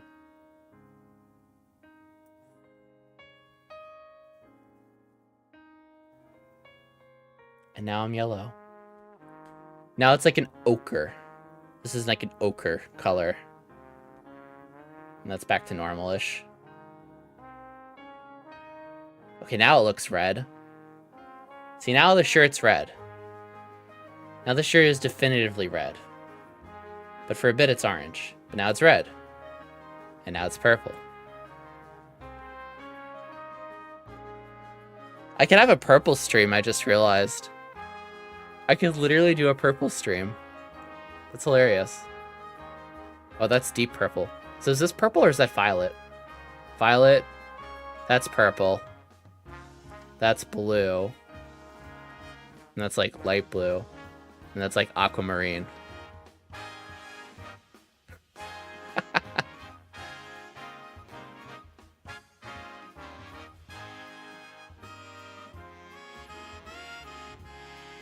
It's a rave party. Yeah, at least one person right now finds out they're colorblind. Cool. Anyway, the shirt's orange. Orangey red.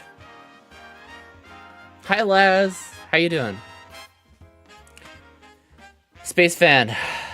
I've caught up with chat, and I still am not sure what you were asking, to be honest. Which way to go in which sense? What are your options about going places? Also, I've caught up with chat. I've done it. We caught up with chat. Let's go. What do we do now? Now, we wait.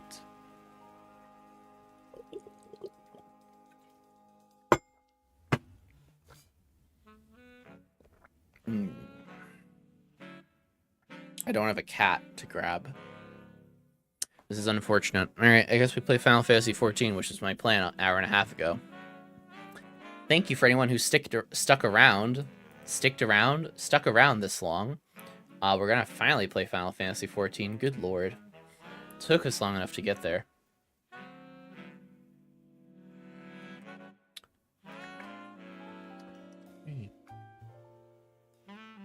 Sorry.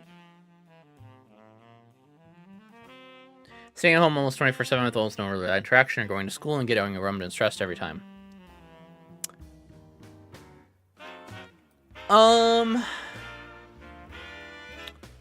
Well, I have a question then.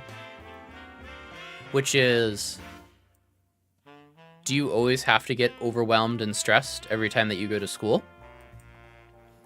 Is there things that you can do for yourself when you're getting overwhelmed and stressed? Can you work through it?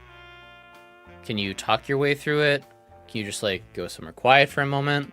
Like what does the extent of getting stressed and overwhelmed look like for you?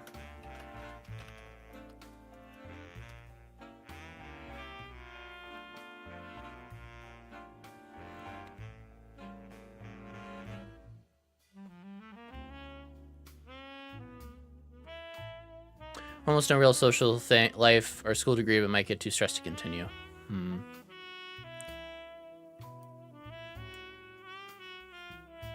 Like, being autistic doesn't have to control all of your actions, and you get to decide what emotions you feed, what emotions you don't feed, etc. so forth.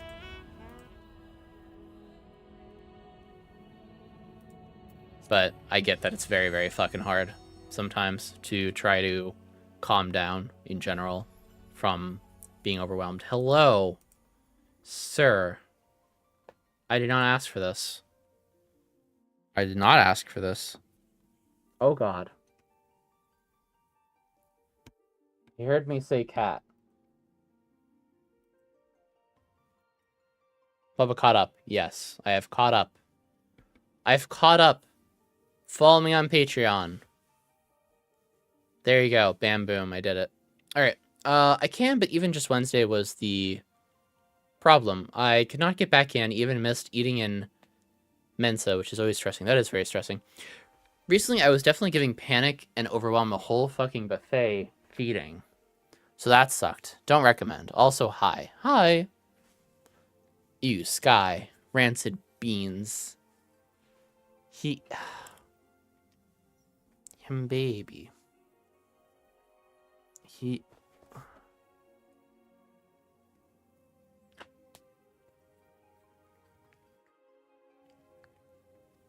Sky. Stop it. Stop it. No.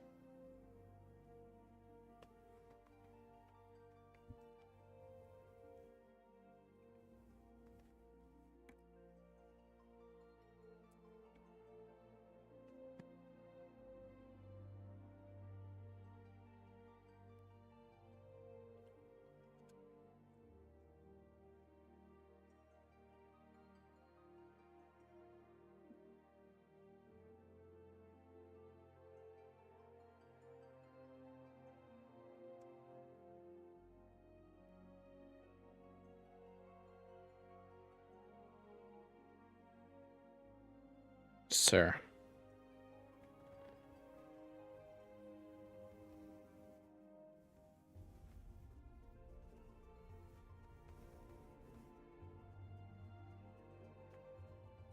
Am I in Final Fantasy 14 category?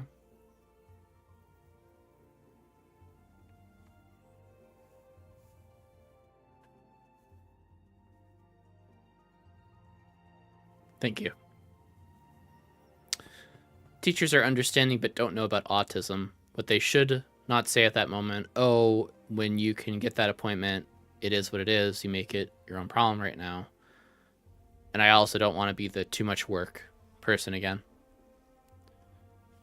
I mean, learning after school, almost never possible. Could you do online school? Space Fan, how would online school do for you? I had to have a conversation with my lawyer about autism and OCD. No, we're in just chatting still? Oh my god. Oh my god. Bum.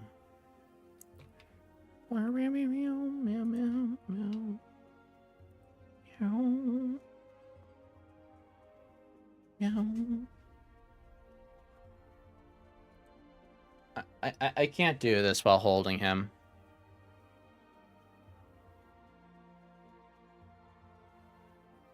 Could you get down?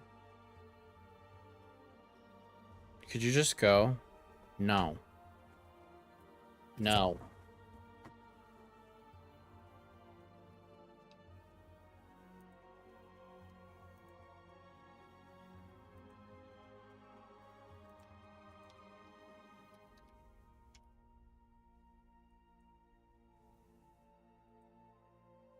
There we go.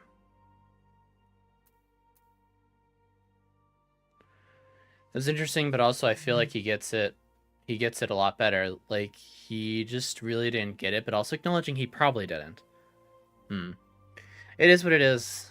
Terrible. I'm not a fan of that. Yeah, I'm not a fan of that either. I can't do online school, sadly. I need the structure of front class and kind of being forced, but also having classmates in school.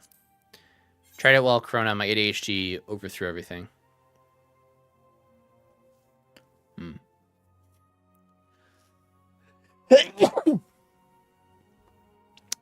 Could you artificially create that structure if you had class that was like online on Zoom or something?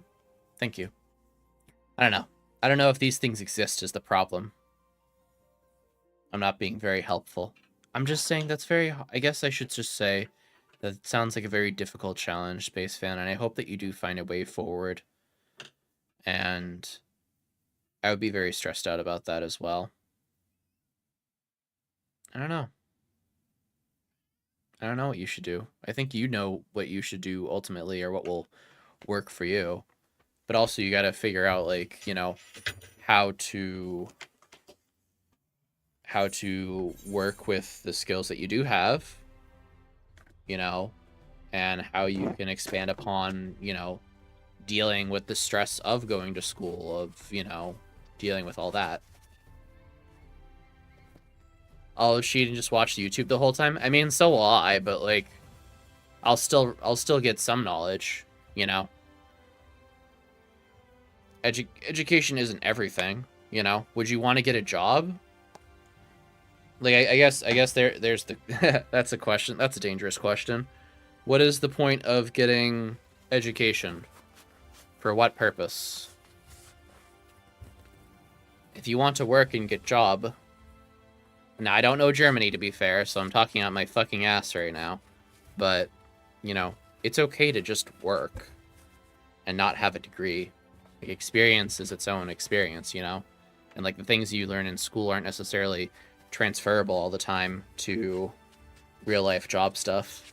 Also, I'm cleaning my phone because I got a new phone screen protector. I need to put it on before I forget. I'm sometimes helped if I have a physical space for something that is designated very clearly. I found it helpful sometimes to use programs/apps that lock out things that would be distractions on a device. Yeah, like having like a study room or something. Having like this is the room I go to when I'm going to school. Or like, this is the piece of technology that I'm using when I'm doing school things. Like, this is the room I need to go to, and I can't go on any other site. Like, there are stuff like that. There's stuff like that. I wanted to ask my therapist this week, but we don't even have a follow-up for next week. Which means only on Monday I might be having a next appointment, but also waiting for that.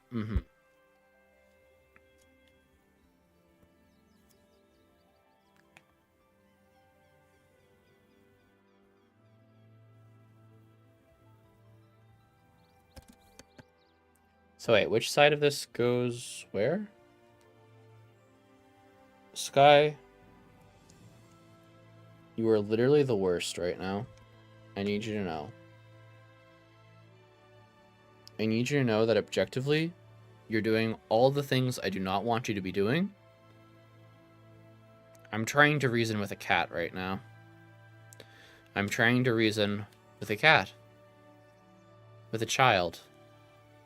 Who will not understand. Why do I do this to myself?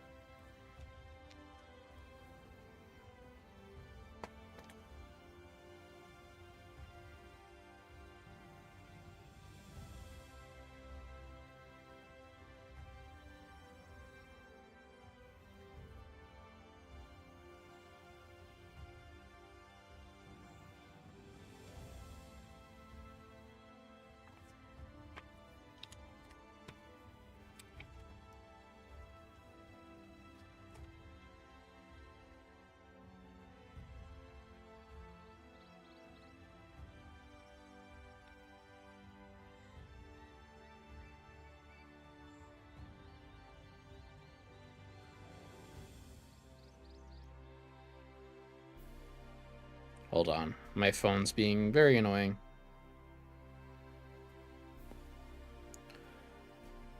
I'm just trying to get this screen thing. I did not...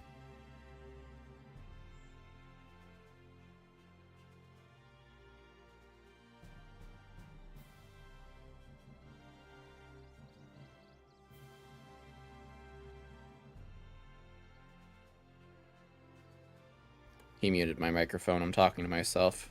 Truly talking to myself. Alright, trying to put screen protector on while streaming is not the best idea. Yes, I agree. Also, well, Frankie can't help me. Also not the best idea. And there's probably more air bubbles than I can fucking even count. This is great. Okay, one more try. One more try. Okay.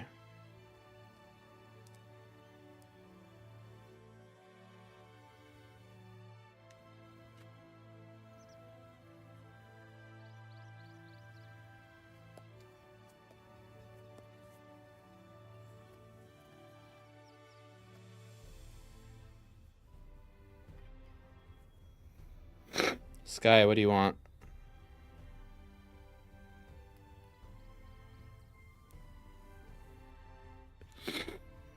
Okay, I am giving up officially.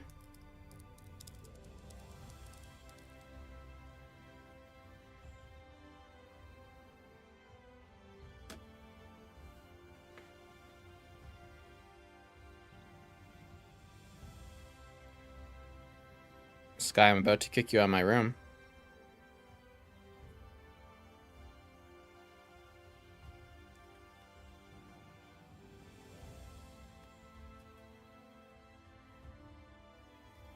What do you want?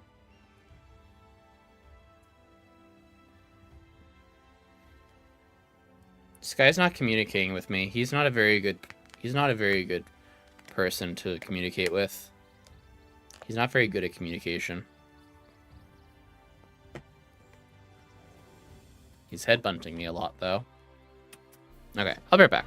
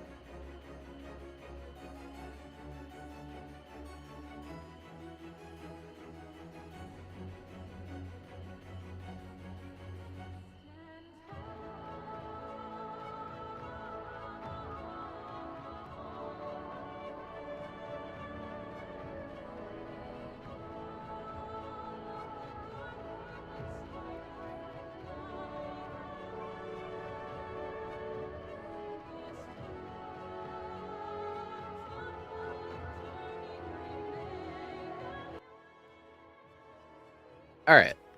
I gave up on the phone. Is what it is. Space Fan, I read everything you said. I'm a bit confused though. Went to go learn something nothing fits to me. I was even out of school for a full year. And then this one school in another state of Germany went, yeah, we can let a 20-year-old make abitur here. I don't know what abitur is. It's my only life purpose then, because nothing else worked until I got trust my therapist around last month, around 1 year of therapy, after 1 year of therapy. Yeah, I mean, sometimes it can take a while. I mean, I guess the question is like, what do you want to do in general? Like, if you do get degree, if you do get the education, what do you want to do with degree? Not saying you have to work, but yeah, just something to do for yourself. Take up your time, you know? I said breakfast at a meeting. I'm already hungry again. Silly tummy. Your stomach's just like, what about second breakfast? All right, let's see what happened last time. I forgot. I think we killed a light warden.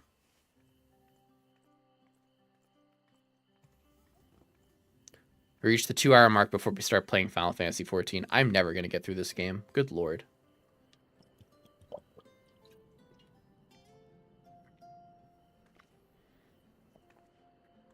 All seems well at the Crystarium. Mm-hmm. Yes. Yormor was plainly more concerned with finding us. How flattering.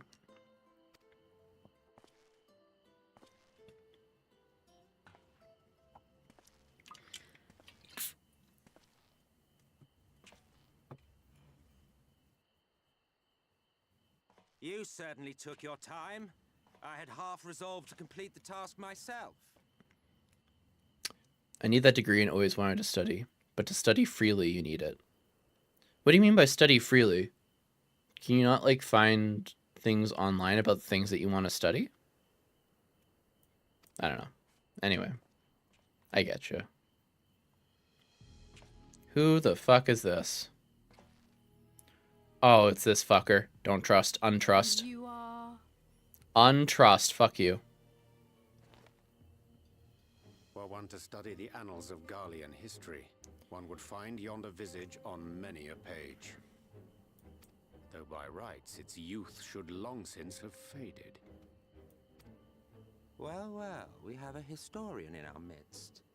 That spares me a lengthy explanation. Yeah, it's a fucking... not a Garlean, it's a... I am Solus dude. Galvus, No, you aren't. father of the Garlean Empire, and under various guises, the architect of myriad other imperially inclined nations. But doesn't our character already know that this is like one of like the dudes? One of the dudes? As for my true identity... Yeah.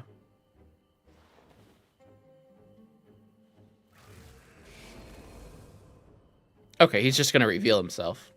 I am Emmett Selk, Asian. Hello, Emmett Selk. Fuck you.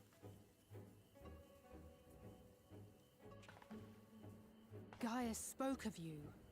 A native of the Source. I don't know anymore. Rank to La Habrea. And you came all this way just to introduce yourself to us? Behold the sky, restored to its former glory. Have you ever seen a more affecting spectacle? Bro, why is he here? Oh, it is truly, deeply... Can we murder him? Can we murk him? Stab from behind. infuriating. Do you have any idea how much you have delayed the rejoining? We do not want the rejoining. Why do you want the rejoining?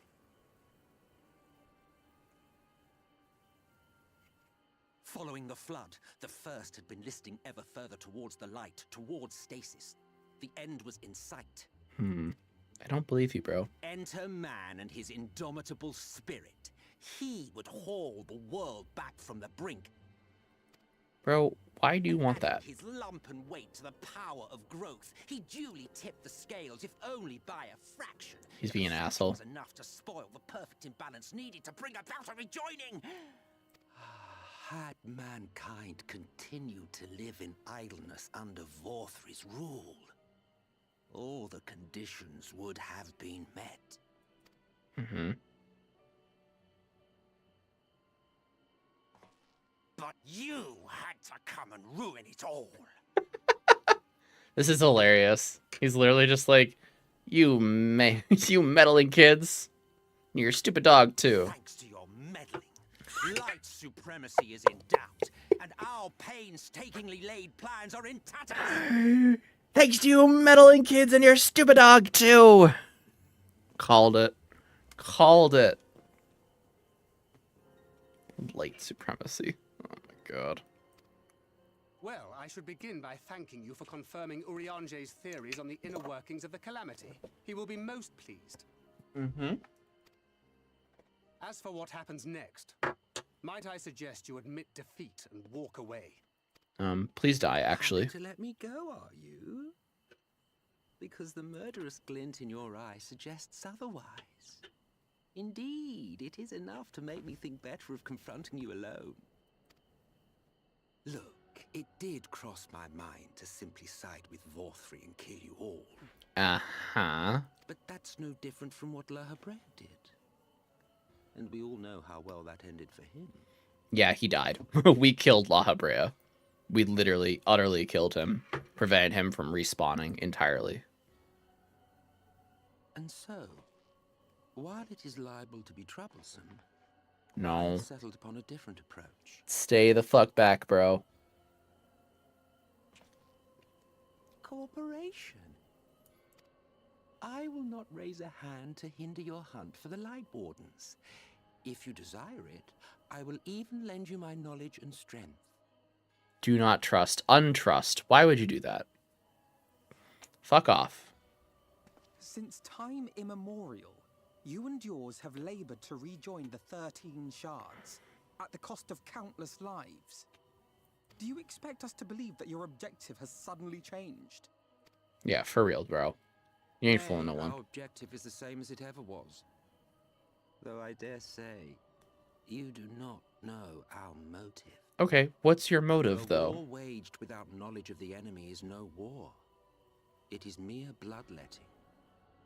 Just once. Might we not seek to find common ground?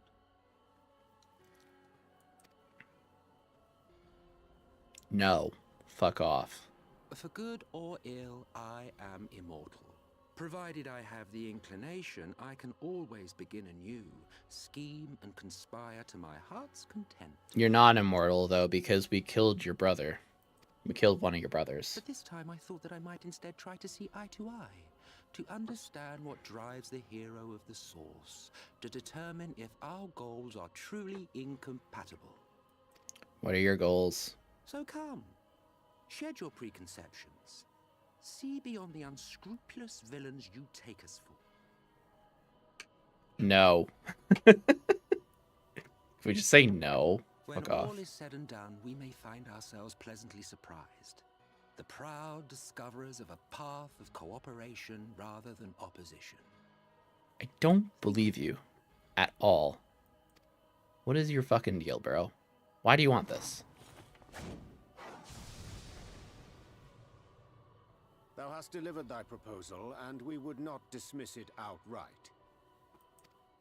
If I may offer thee counsel, however, to make thy case via an illusion reflecteth poorly upon thy sincerity.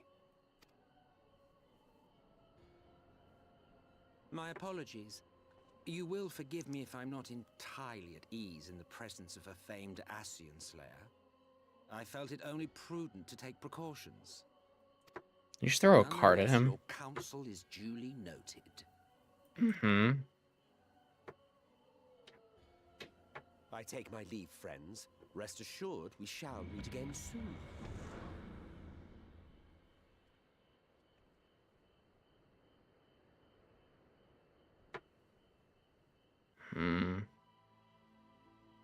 Hate. Yeah, don't like that.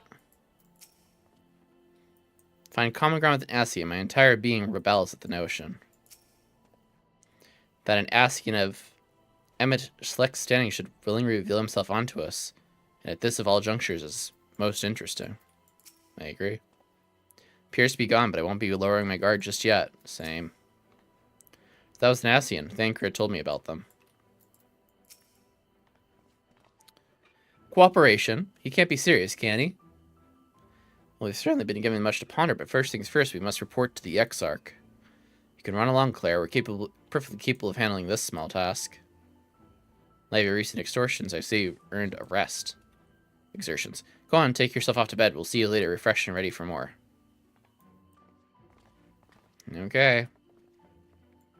We get to have a little talk with Egbert again. Egglebert. Edgeworth. Shadow me. Yay. Yay.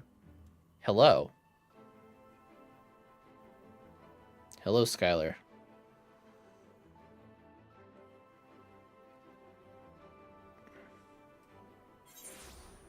He's still very annoyed. And I still have very much no idea what the fuck he wants. I gave him greenies, and they have food. Welcome back, miss. We've been expecting you. Find refreshments laid in your quarters. Hope they're to your liking. Will you be retiring now? Yep. Very good, miss. Bid you a pleasant evening. Maybe cat litter? I cleaned it recently. A sandwich basket. Okay. That's cute. It's little food.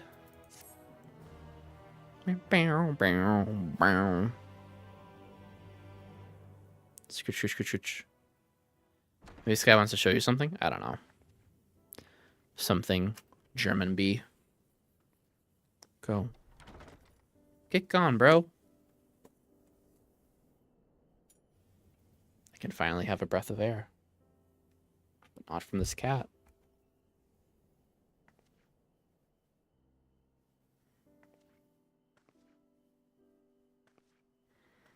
Well, this is cute. Apples and oranges and sandwiches. Delish. On a little note. Handwritten missive. I hope the past few days have not been overly taxing. Pray take your rest and recover. From the Exarch, is it? With that mirror of his, he can watch your sandwiches. Every move, you know? Sandwiches. You're talking to yourself.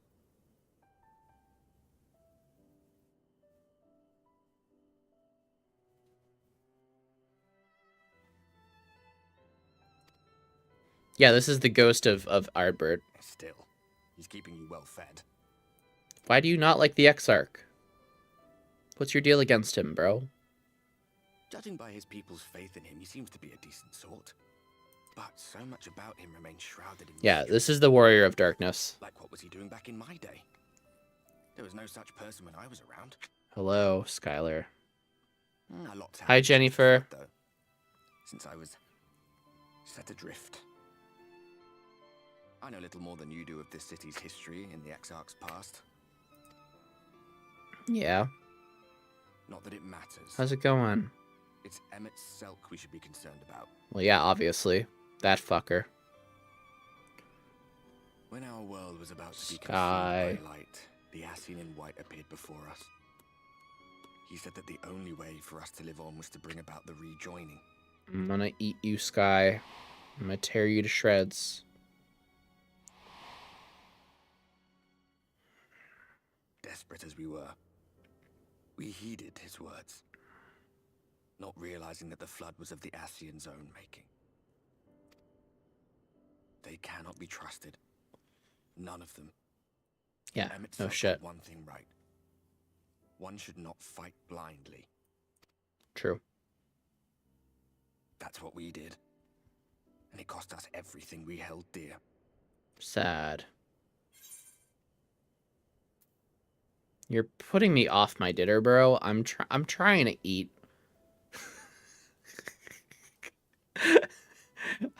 Sir, I'm just trying to eat. Be working and lurking, basically. I appreciate it, Jenny. Get that work done. Love. Much love. Will be here. Will's here to moderate, I'm sure. I know he's here somewhere. You're putting me off my dinner. Bro, I'm trying to eat here. You just come in here with your fucking sob story. Oh, poor you. But I take your point. Let's see then. What's a good topic for mealtime? Oh, food, I suppose. I could tell you about verba-type cuisine, if you like. I would like you to leave, actually. Oh, and there's this time we were forced to collect rare ingredients for some god's-forsaken feast. If it sounds ridiculous, it's because it was. Yeah, I've had to do that too. What? You too? Parallel worlds, eh? So, what sort of things did you have to fetch then? Can we eat? Can my character fucking eat? No. Canonically, my character has starved the whole time. I haven't eaten once, canonically. I drank once, canonically.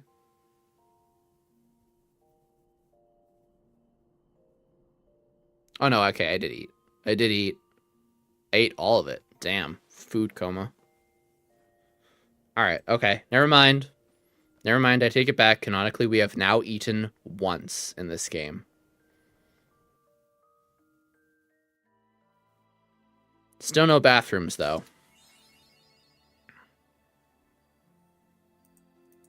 Still no bathrooms.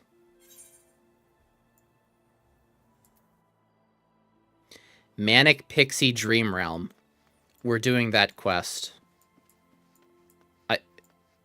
We're doing that quest. I don't know what the fuck that quest is, but we have to do it now. That sounds hilarious.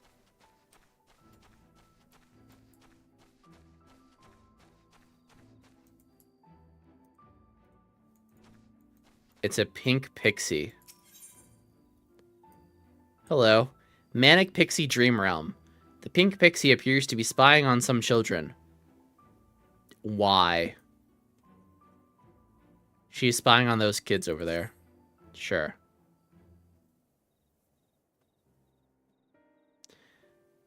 Hume girl. It happened again. I had another scary dream. Mistel girl. Me too. In mine, a bunch of toys became a monster and chased me all over. Welcome back, Will. What's for lunch? Elven boy. What? I had the same exact dream. This can't be a coincidence. The pixies. I'll wager they're behind it. Those beings in Ale Meg, the grown-ups say we must never go near. Aye then. Mammy said that if you're naughty, they'll come into your dreams and drag you off to a world of nightmares. Truly? Oh no. I haven't been doing my chores. I must hurry home and finish them. This quest is called Manic Pixie Dream, or whatever. It seems they were right. What a dilemma this is. And I think they pin the blame on us. We like fun dreams, not scary ones. I'll have no mischief on my watch. Something the matter? Mung bean, vermicelli, and spare rib flavor. My new ED safe ramen brand. Hell yeah. Love that for you. Awa. Give a pixie a fright stinking up like that. How can you even see me anyway? Wait, I know, you're the new King Sapling. Been waiting to meet you since forever. Claire's your name, is it not? Yes. My name is Ty Beck. I'm the leader of the Dream Spinners. Oh yes, I'm an expert on spinning dreams, and for this they call me the Weaver. Though, weird and eccentric are often thrown around too. But whatever others say, there's no place I love more than children's fun-filled dreams. Alright. Bean sprouts and some mushrooms for easy add-ons. Always a good choice for add-ons. Very yum. But there's a problem. We've recently been shut out of dreams. Around the same time, I received word that children are being racked by nightmares. So I came here to investigate it, and it's just as I had feared. I've been struggling with my eating recently, but wanted to have something instant and processed. Having instant, easy food that is still safe to eat while having an ED is super important. So that's awesome that you found that. Good job, son. I suppose a few things bear explaining. Simply put, someone's trying to ruin our precious Limeg, the Guardian of Dreams, and they must be stopped. Yeah, it's mega important. Absolutely. Sky, could you just scoot, get out? Oh my god. He's being such a butt. You know this problem No. Sit down. Chill. No other cat does this. Alright? Just chill. Sit. Good lord. I fed you. I gave you greenies. I gave you fresh water. Your litter is clean. You're not going outside. Here.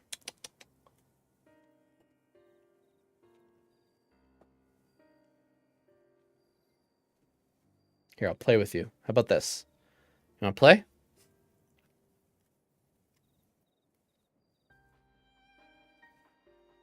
He will freeze his little furry balls off, even though he doesn't have any. Oh, you can let him outside to freeze his little furry balls off. I don't want to, because then he'll get cold in the house. It takes so long to reheat. Maybe he just wants to play.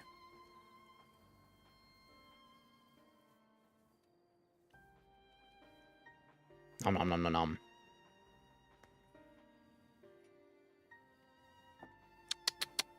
Get it. Get it. Get it, get it, get it, get it. Angel wants to play.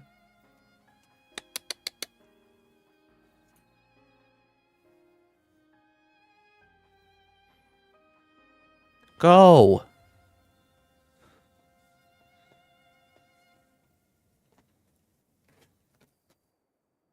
Okay, Sky does want to play. This is good.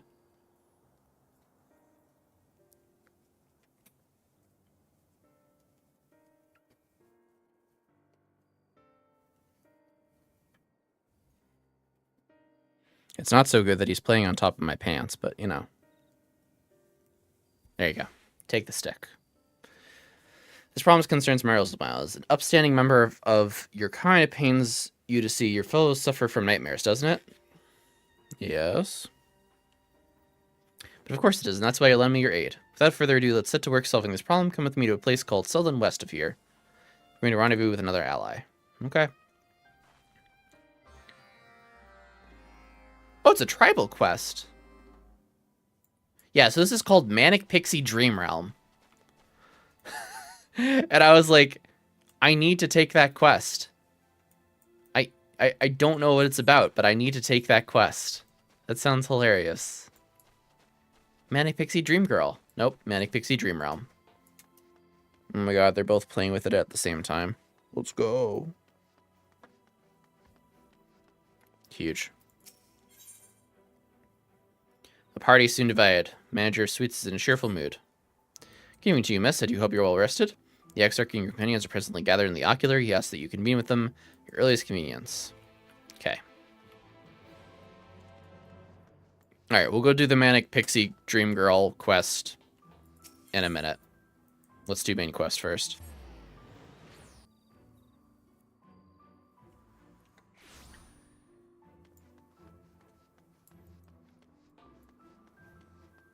I swear to God, they didn't actually ever neuter my cat. Like, he still has his balls or something. Because he acts like it sometimes. He really does act like it sometimes. He's absolutely ridiculous.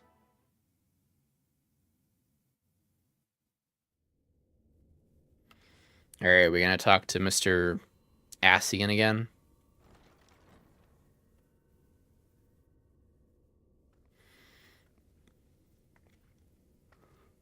Uh-oh. What happened?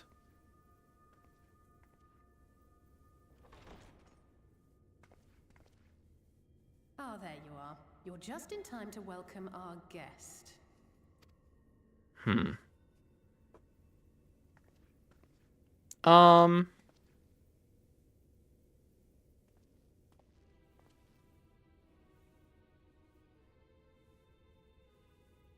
Why is he here again? Please. Did I not explicitly tell you that we would be meeting again soon? Yeah, not this soon, though. Lest you forget, I made you a promise.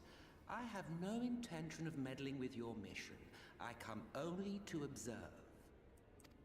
I don't believe you. Your exarch friend in particular has piqued my curiosity. Summoning you all like that.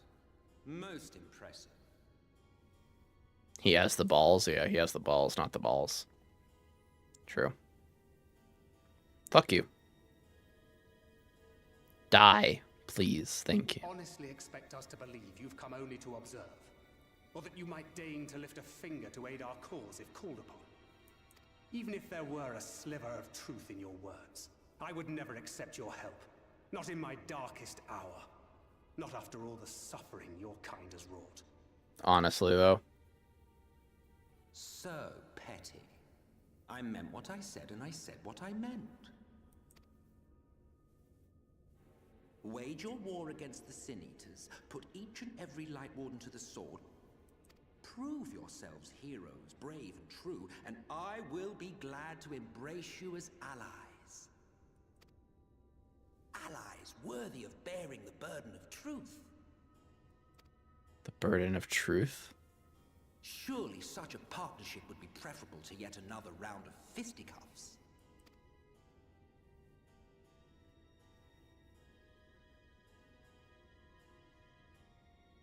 And thus did the olive branch wither and die. Pity. I mean, we're gonna kill the Light Warrens anyway. Let no man say I did not try, futile as it was. I mean, dude, we're gonna kill the Light Warrens anyway, so just give us the fucking truth. Though I suspect you will seek me out when you grow tired of making the same mistakes.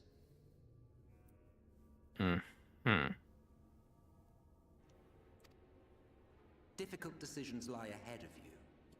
Decisions best made with the benefit of knowledge to which only the eternal are privy.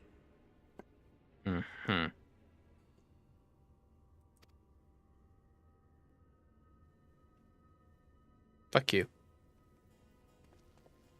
For now, I shall resume my shadowy vigil. Whatever you choose to do, make sure it's worth watching, would you? Fuck you.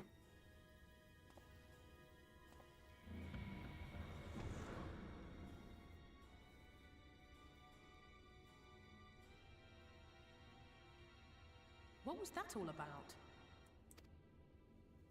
A vain attempt to make us doubt our chosen course, most like. As if we'd believe a word that passed his lips. I mean, information's not bad, but information from a bad source is worse, you know? Unless you think there is some truth in what he says.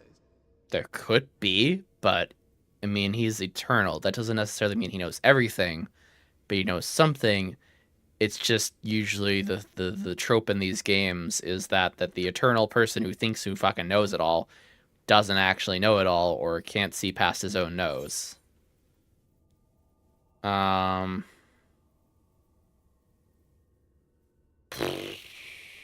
Colonel, perhaps. I don't know, but if he crosses again, I'll make him wish he hadn't. I mean, we can't... I guess we could kill him, I guess. A kernel of truth. Just a kernel. He might know something. If he simply meant to lead us astray, he could have done so without revealing himself. At least, not in the manner he did. Normal human behavior? Yeah, pretty much every single, like, trope iteration of, like, oh, I'm a god and I'm, like, a extremely powerful person and, you know, I will live forever. They're just completely, like, don't know how to emotionally mature at all. It goes without saying that an alliance with the Ascians is out of the question. But since we have no way of knowing where they might be hiding, it seems only logical to press on with our mission, even if our enemy seems content for it to succeed.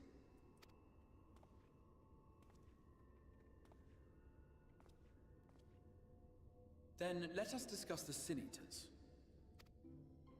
I would begin by thanking you all for your efforts thus far. In striking down the Light Wardens of Lakeland and Ilmeg, you have accomplished more in your short time here than all of our forces managed in the last century. That may be, but the wardens of True. Pelusia, Amarang, and Raktika remain. All right, so we got 3 more. Indeed, and their precise whereabouts are as yet unknown. Which is why I propose we divide our forces and conduct a systematic survey of each region. Once we have found our quarry, we may then determine how best to proceed. Sir. I'll take Armorang in that case. I know the lie of the land well enough. If there are no objections, I will make for Calusia. I have connections there both in and around Yulmore that may prove useful. Bro, they're looking for you. You're literally gonna get kidnapped if you go there. Are you an idiot? Never mind, don't ask that. Alphino is an idiot. Canonically. Canonically so, an idiot. But also, isn't it just fucking obvious that the Light Warden is... what's his shit? Like the fucking big dude who's the leader of the army there? Then I would ask that you journey to Raktika. There you will find Y'shtola. With her, Hey, Y'shtola. the warden will evade your grasp for long. Is Y'shtola the conjurer you and Urianger used to talk about? That's right. Yes. Though we haven't spoken much since you left for the forest. I fear I may be to blame for that. I had every intention of relaying the news of your arrival, but she is disinclined to speak with me. Why? You have visited her, have you not? Might I trouble you to... Twould be no trouble. Why does she not want to talk to you? While you are all out in the field, I shall be here attending to business. I had somewhat fancifully contemplated joining the search myself, but other matters demand my attention.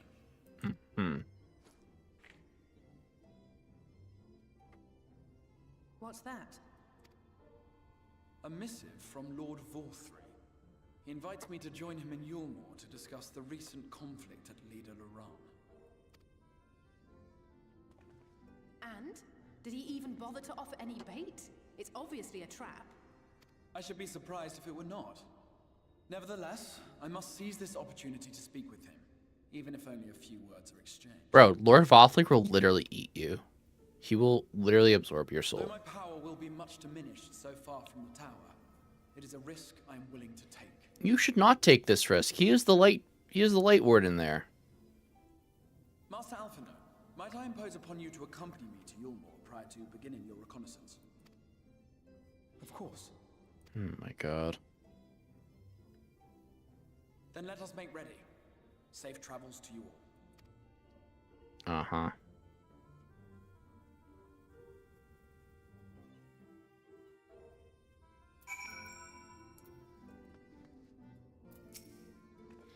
Pray leave, make a request to you. There's a church, or rather the ruins of a church at Fort Job. I ask you to go there before seeing Y'shtola. It's a place where people once gathered to worship the light. Less has long since fallen due to disuse. Then that hole remains a tablet with whose writings I believe may prove you of use to Y'shtola. At the very least, such a relic would make it a suitable gift for your reunion. Okay, most considered proposal. Very well. Ere we depart to Raktika, should journey to Fort Job that we might secure this relic. Cool. Okay.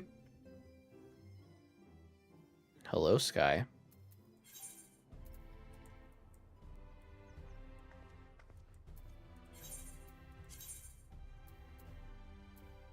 No.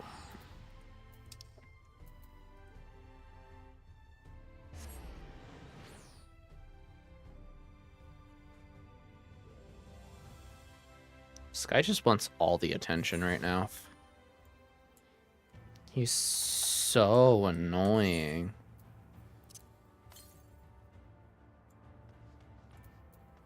Moonster is here now. Hello, Moonster. Hello, Moonster. Money Moonster. Here amidst the ruins we will find the church, the first light. Then that hollowed hall, the tablet we seek. Time is of the essence, my friend. Let us be quick. Okay.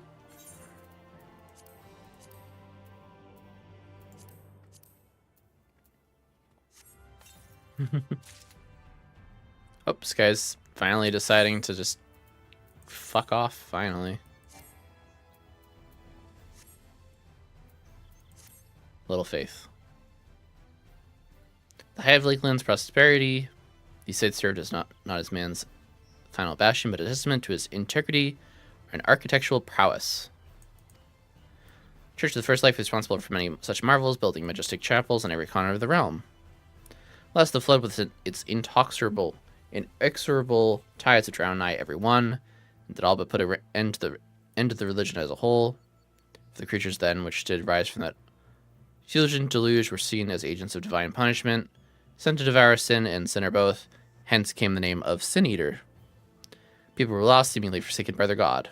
Yet where there is light, there hath been shade, and 'twas in the dark they sought solace. Most of these worshippers of shadow and then migrate to Raktika, Great Wood, but that is tale for another time. For now, let's find what remains of the chapel here.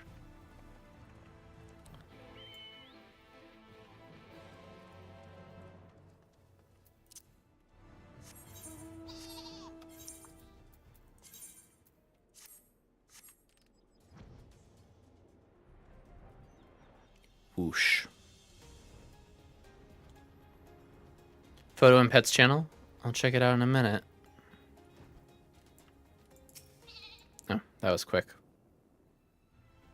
Surveying. Faraday is downstairs napping with Lady Ada in their respective cat pouches, aka Super Bowls. I love your soup cats. They're so cute. They're so adorable.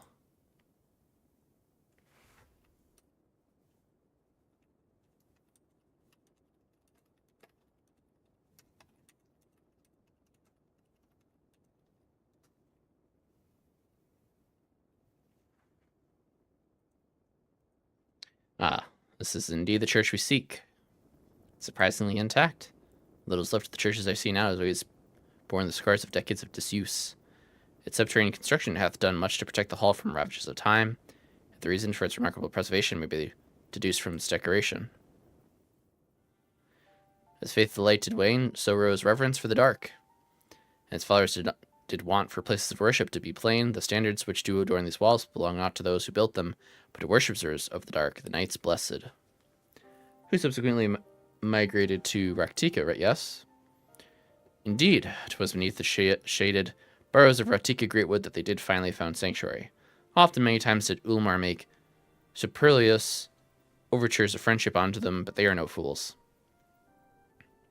The exarch knoweth full well that Ushadal in her seclusion doth labor to learn all she may of the blessed, and the past is why he sent us here, I now see.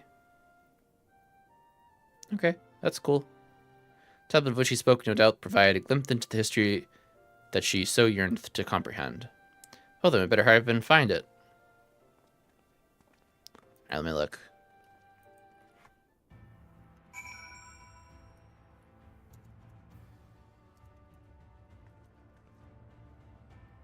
Alright, let me look.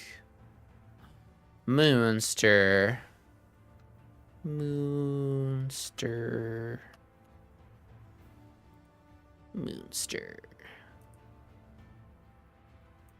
Hey, your desk looks better than mine right now.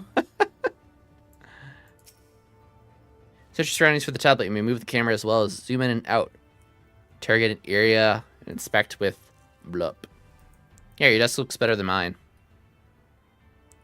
He's just here purring, just on my arms, making my posture impossible.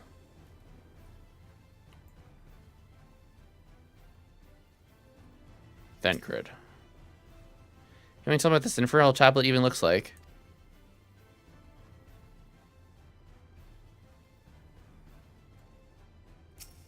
Vencrid.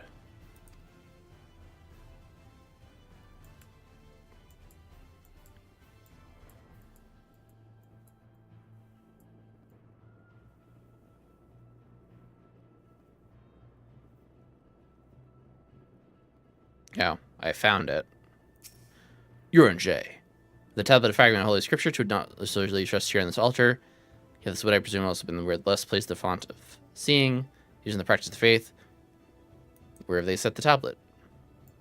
I don't know. Minfilia. I can barely see the hand in front of my face if only that torch were a little closer.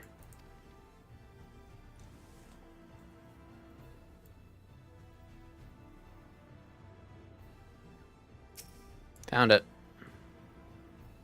You've located the time-worn tablet. Time-worn tablet.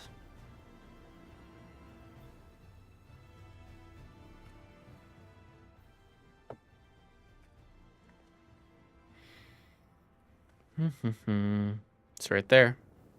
Within the altar, thou sayest. Could you please stop speaking like that, bro? Why do you speak like this? Why do you do this? Why are you all like, oh, yes, thou. No one else speaks like that, Orange. Why are you like this? Why do you speak like a fucking Shakespearean poet? Not has escaped thine eye, 'twould seem. This is indeed the tablet we seek. Curious, those engravings predicate the knights blessed. If I am not mistaken, they are written in the script of the ancient empire of Ronka, whose capital once stood in the midst of what is now Raktika. To be no small matter to decipher them. A fine gift of our seeker of truth. 'Tis plain the exarch understandeth the shuttle only too well. Come, let us quit this place and make ready for our journey into the woods.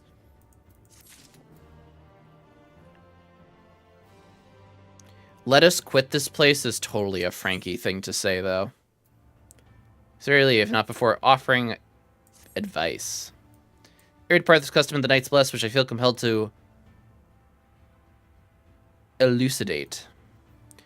This one might expect they deem light to be abhorrent, everything it touches befouled. Thus do not take the utmost pains to protect all they can from its taint, including their very names. To speak plain, is the belief of the blessed that one's own name must ne'er be uttered in the light of the everlasting day, yet this commandment precludeth not the use of another's. Thus do parents protect their children, and in rare cases masters their disciplines. So it is that you should all hath taken the name of Master Matoya. Wait. Least we offend them. I beg you speak not her true name in the blessed's presence. Master Matoya, huh? Master Matoya, huh? Ah.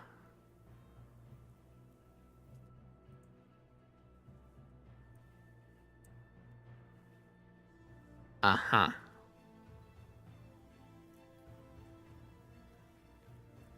Uh-huh. Where have I heard that name before? Where have I heard that name before?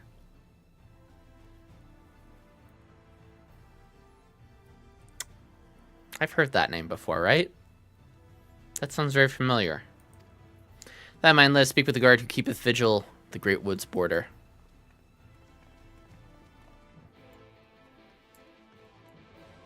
Alright then. Alright, hold on. I gotta do the fairy quest. Manic Pixie Dream Girl quest.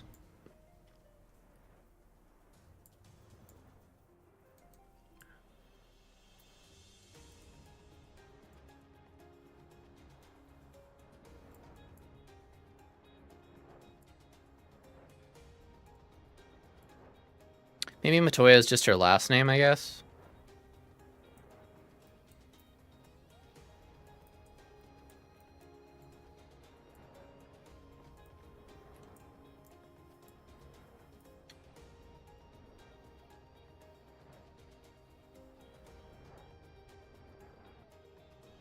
Just gonna fog bust real quick.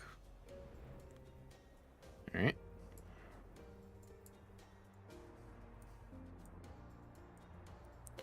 The Forest of the Lost Shepherd. It's purple. Unless there's something over there.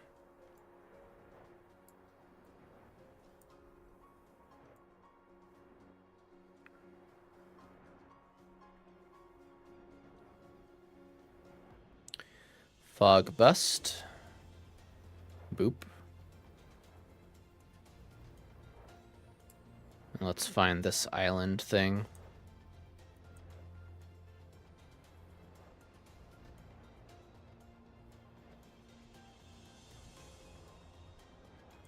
Sullen. The source? Mapping the realm. Lakeland.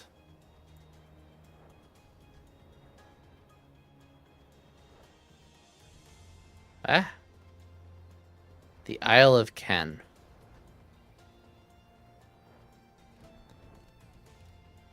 Why is this the Isle of Ken?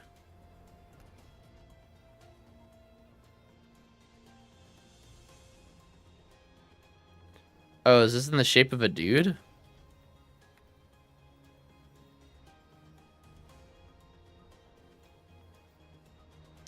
It's in the shape of like a whale or something.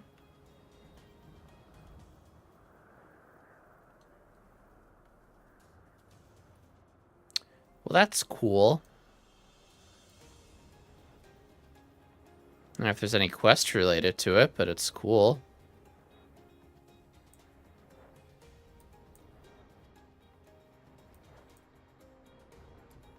Oh, this is sullen. I see. For sure. Lap.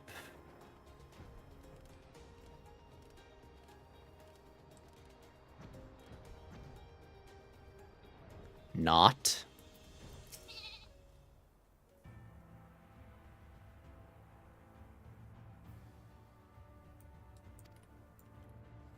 Huh. Is the next island called something different? Brick. Brick, not lap. Okay. Interesting.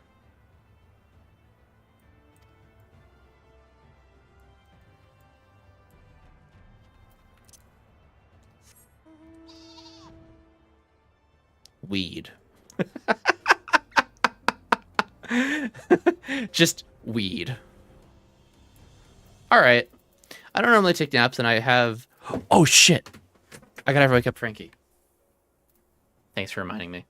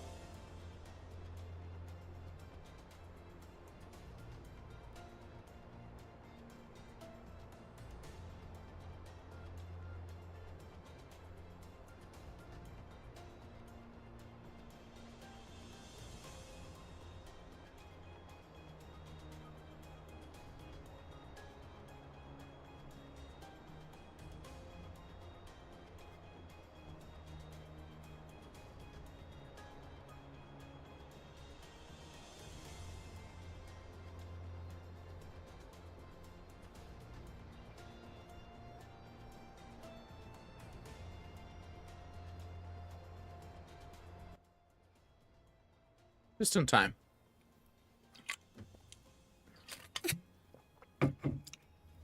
Anyway, I don't normally take naps, and I have a fresh, nice curly hair, but it's only 1:45. I'm feeling a little sleepy, and it's Friday, and there's so much time to do nothing, basically, so maybe if I take a nap, I'll feel regenerated, so do something productive. Maybe. Just set an alarm. Do like a meditative nap. If you find you can't get to sleep, it's up to you. Also, hair bonnets are your friends. I just have to find a good one for myself. Oh, you came. You really came. Hee. It's true, they say. The king sapling is as kind as she is strong.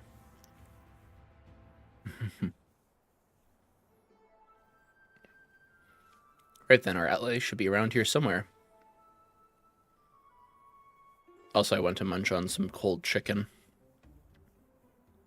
Because I haven't done lunch, and that is my lunch. In case you're wondering, it's a porksy, those pig-like familiars, and one that has a fondness of nightmares. My new Mo acquaintance who lured me to the strangest of the children's dreams has sent us to aid us.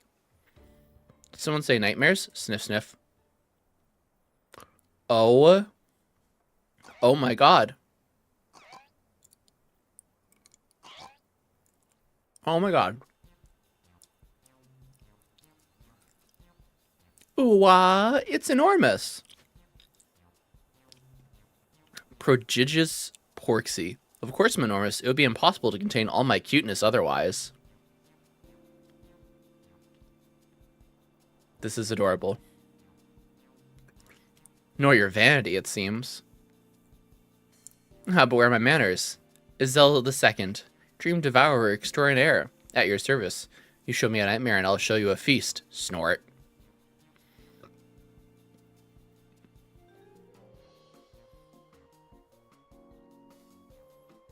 This is a fever dream.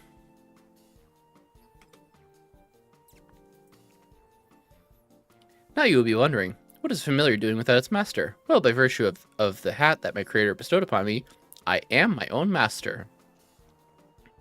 Yes, yes, you're no ordinary porksy, good for you. Now I trust you know about the trouble that's afoot. Oh, I more than know about the mass nightmares that have been plaguing mortals.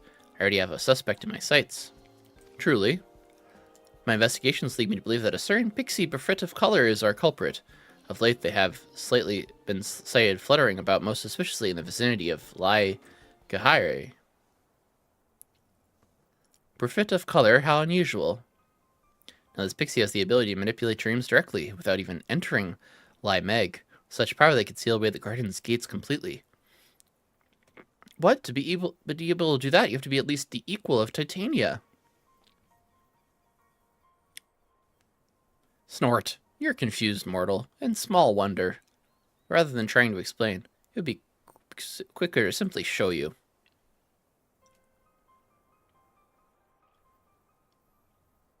After all, by keeping company with the Weaver, you've already stepped into the place between dreams and reality. Come. What a cutie. Thanks. Welcome in.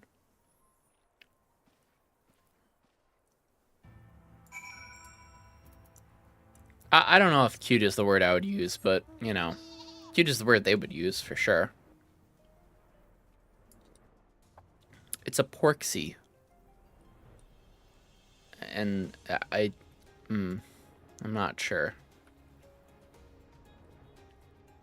Happy Friday. Happy Friday to you, too. How you doing, mate? How's everything? Hope your week's been well. Look very distinguished with the monocle. True.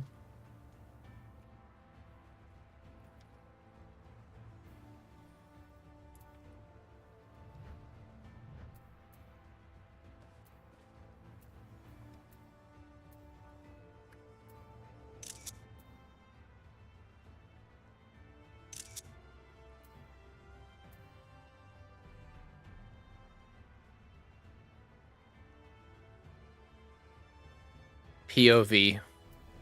You wake up and you see this staring in your face. What do?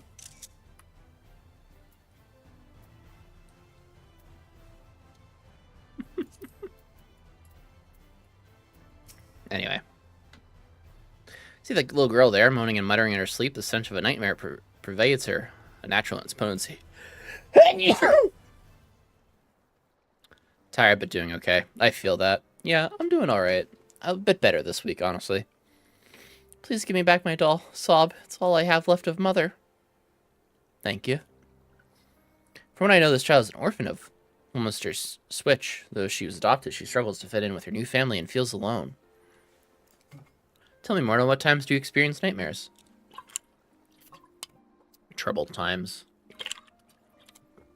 All men are driven by certain needs. When severely deprived of a need, their hearts come to harbor a void in which torment quickens. This torment then assumes terrible forms in dreams and takes root in the dreamer's heart.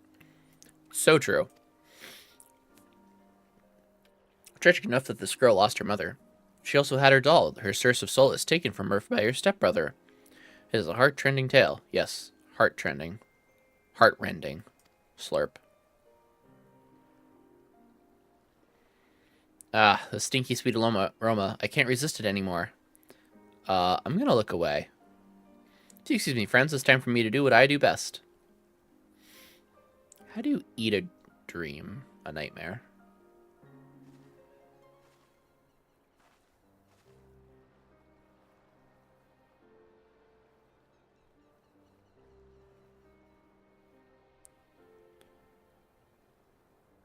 Yes, this thing eats nightmares, specifically.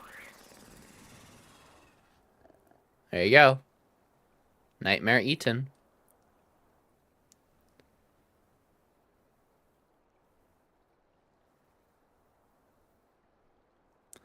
Yes, very flavorsome. And now the child is free of, sniff sniff. What's the matter?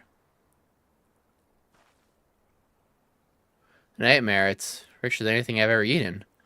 Oh, my belly, I think I'm gonna throw up. What? You can't. We'd be back to where we started. Leave that child alone.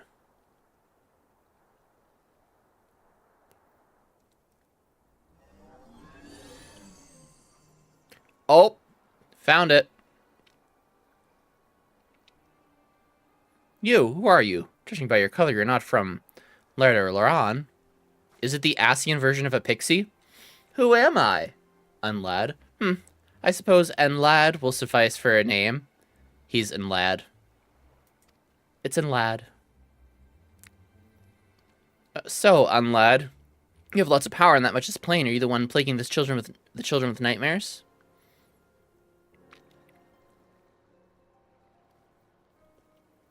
Plaguing? We simply share in each other's misery. This child understands me, understands my loneliness, so I sealed the gate, that she might be my friend, and mine alone.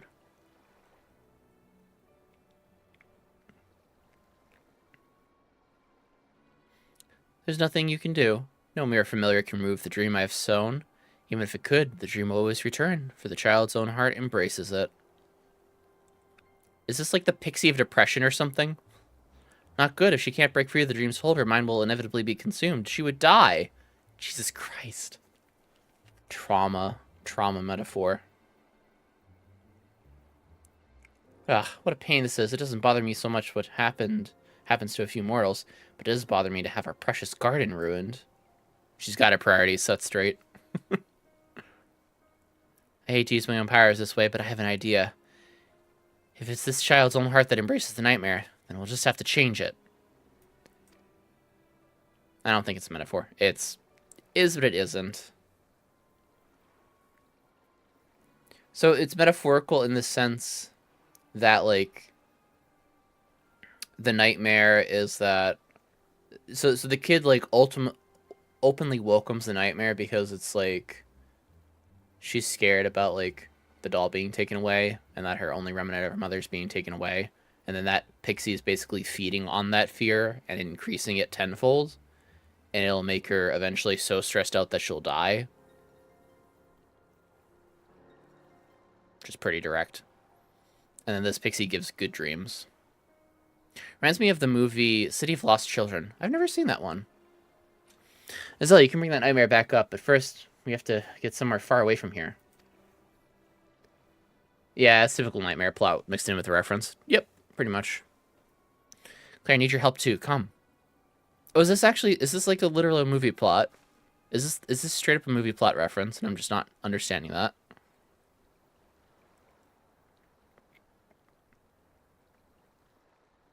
Why? Why must you torment me? I'm just not an oh my god metaphor person. Fair enough.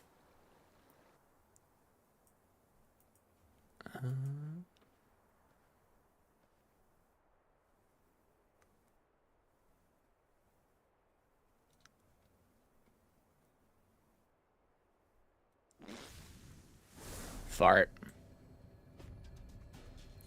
It's the metaphor. Or no, it's the metaphor. It's the dream. It's the nightmare. Now then, Claire, for better or worse, you're about to see why they call me the Weaver. Here I go.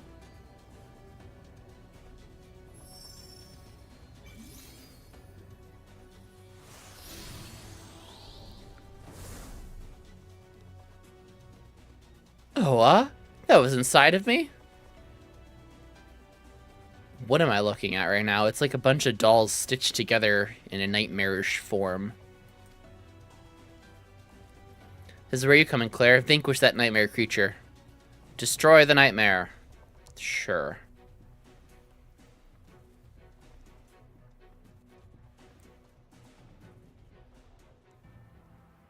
I mean, to be fair, that was the pig throwing the nightmare up.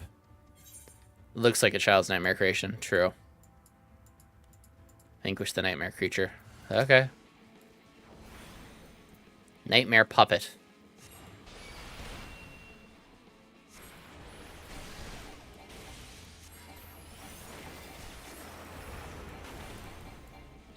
Sure.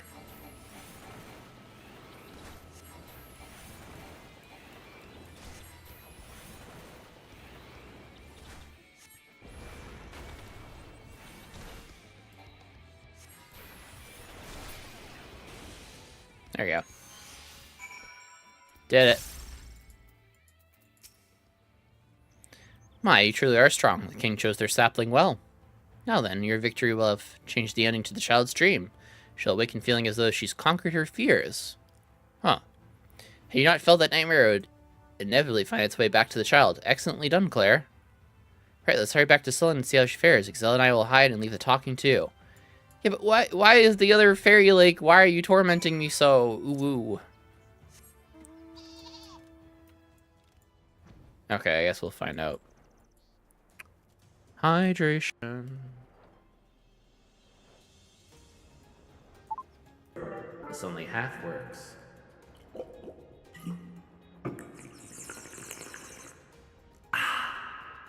Splash.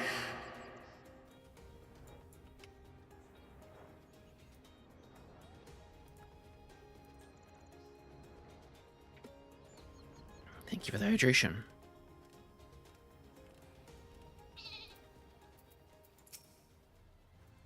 Go on, see how she is. Okay.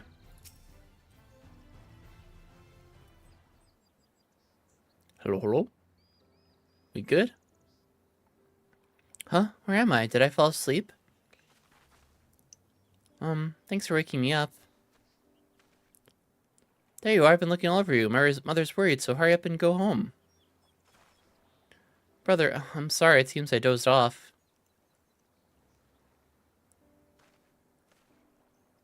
Wait.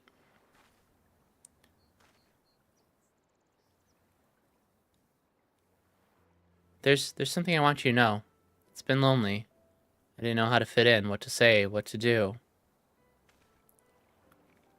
What's this all of a sudden? You haven't so much as spoken a dozen words to us before, much less talked about your feelings. I know. I was too scared to. I don't know why, but I feel I have the courage now to say how I feel. There's one other thing. The doll. It was a present from my mother. She gave it to me so I wouldn't be lonely. Is that the way of it? I'm sorry. I didn't realize how important it was to you. I only meant to tease you is all. I'll give it back, alright? So, come on, let's go home together. Aww. Very sweet. It seems you've been watching over my sister. Thank you. Please take care and see you again.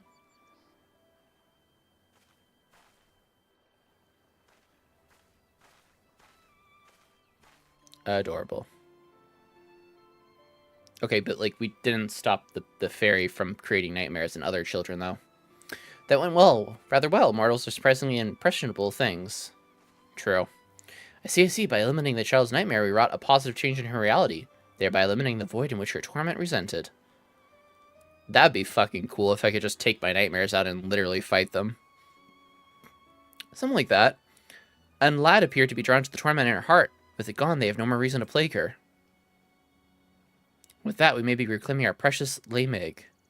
No matter what, I'll keep it safe, I promise you, Titania. Teehee, you're even more adorable when confused. For now, let's just say you've done me a great service. By way of thanks, it's only fitting that I invite you to our playground. Come to Leader Lawn and seek out my friend, Thon Soul. They'll show you the way in. That's suspicious, but okay. Having played an instrumental part in our success, it goes without saying that I'm invited as well. Suspicious. Suspicious. Alright. I'm taking the bait. I'm taking the bait.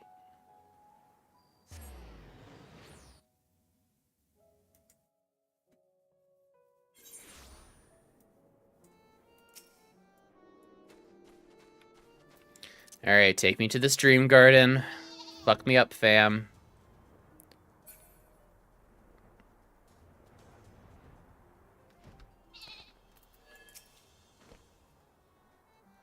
Claire, I presume I've been expecting you. You should know it's quite risky for mortals to enter the Garden of Dreams while wide awake. You might not be able to fall asleep ever again.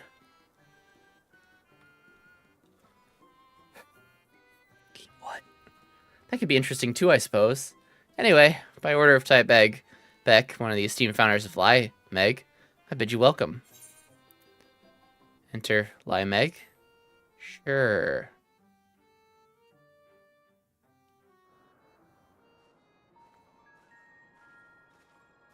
We're in the dream world. Great.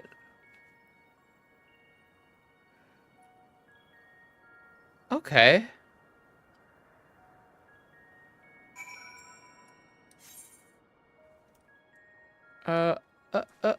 Okay.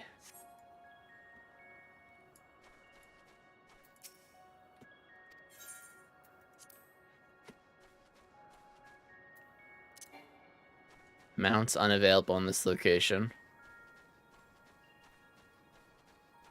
We're in the dream realm. Okay. Welcome, Claire, welcome. You stand within an illusory space created by our magics. Normally it's filled with fun things, but it's been empty like this since the gates were sealed off.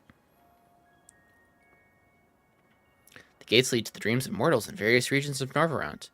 You see, they allow us to interact with dreams, to shape them and rollick in them. Sniff, sinister magic hangs over the gates, the work of Unlad, I shouldn't doubt. So it seems. And now he's here. How'd you get in here? Why, Thun Soul showed me in, of course, and or if I weren't your distinguished guest, my cuteness doubtlessly would have won them over, Snort.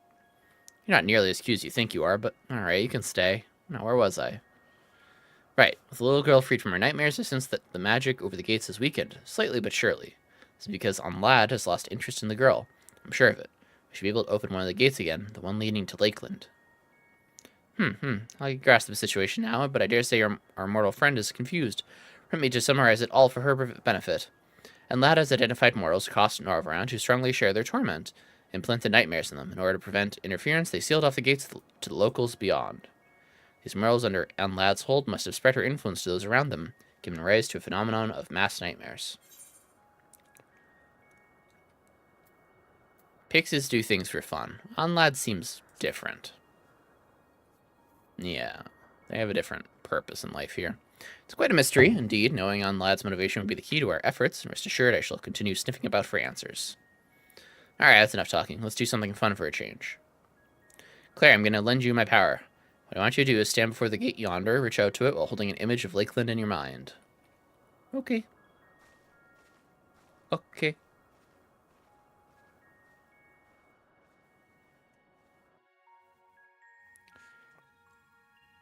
Huh.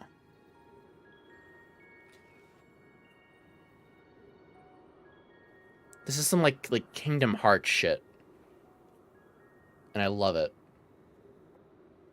It's the portal to darkness.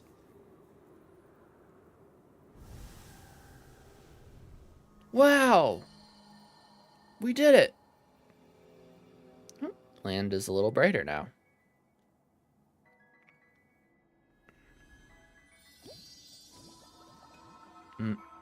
Bubbles? Dream bubbles?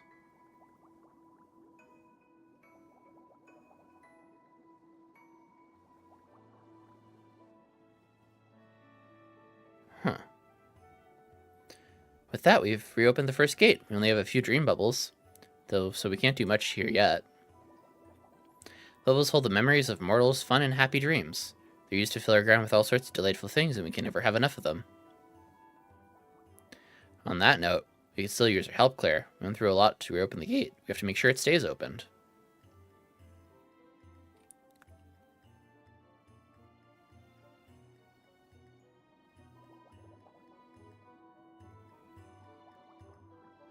By freeing the little girl and Solon from her nightmare, you and yours have reclaimed the dreams of those in Lakeland.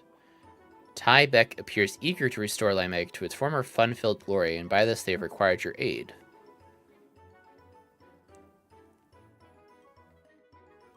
Oh, okay. It's like a more upbeat version of Ilmeg's song. Right, let's continue this back outside. I'll arrange it so you can always return here. Just let Thornstar know when you want to come and go.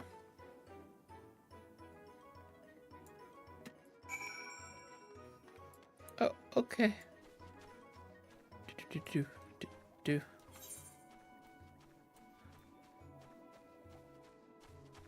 Bubbles.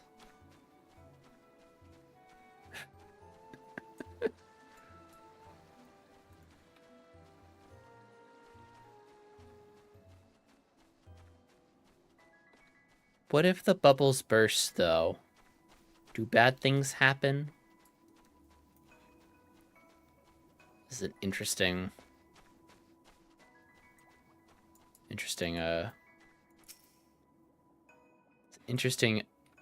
illustration of what dreams are.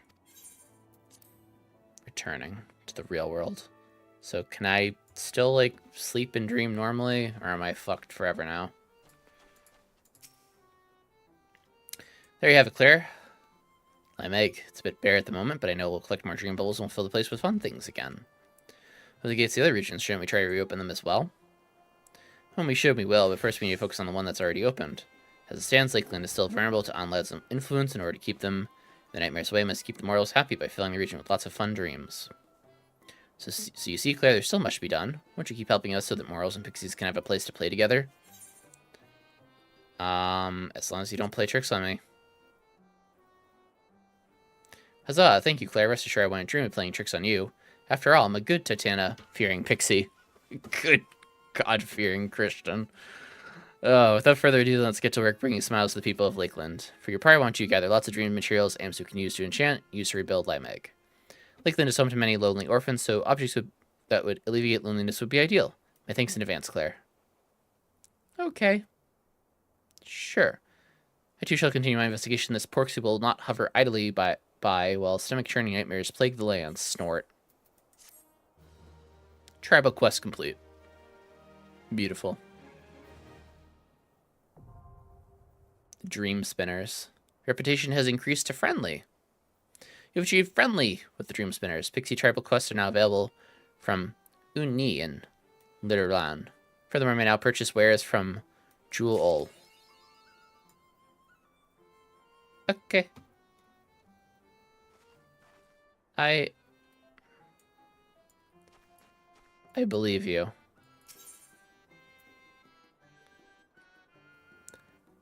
I guess this is the person? Yes. Uni. Purchase wares from Jewel Ol. Ah. Hello, Fairy Exchange. Fae Fancies. Okay, we can get materia from them for... What is that? Fae Fancies is the... Huh. Okay. Cool. Let's probably go back to the main quest. Probably a good idea. Alright. We can go into dreams now.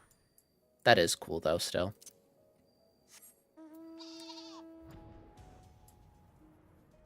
Alright, let's go to the forest and find our friend.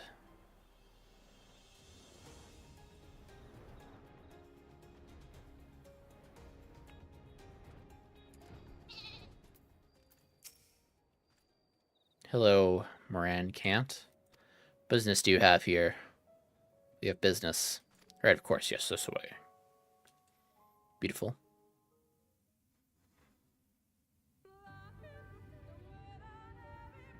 No matter how far he goes, man cannot resist looking back on the path he has walked. Interesting music. The untold stories and secrets of the past can be more alluring than the promise of tomorrow. And so he braves the forests of Raktika in search of mystery and wonder. Of Ronka, to which all seekers of hidden truths are inevitably drawn. Tika Greatwood. We have arrived. We have. Vast though these woods may be, they are, by and large, uninhabitable. Not so the swamps of Cydia, however, whose sparse foliage permitted man a foothold. This fucker again.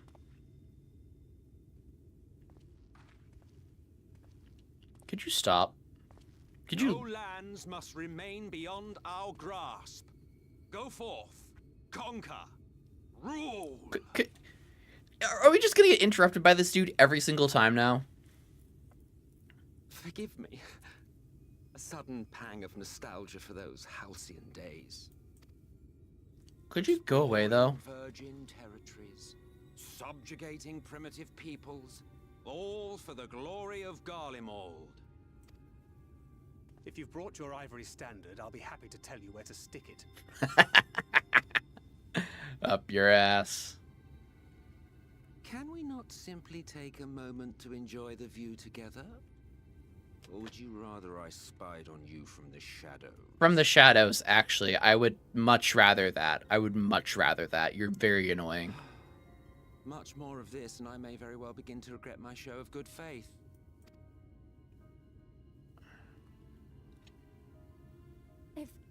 If you really want to stay, then help us fight.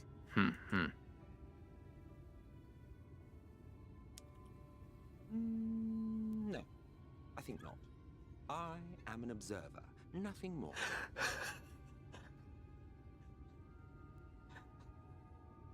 No. Just, yeah. Yeah. No.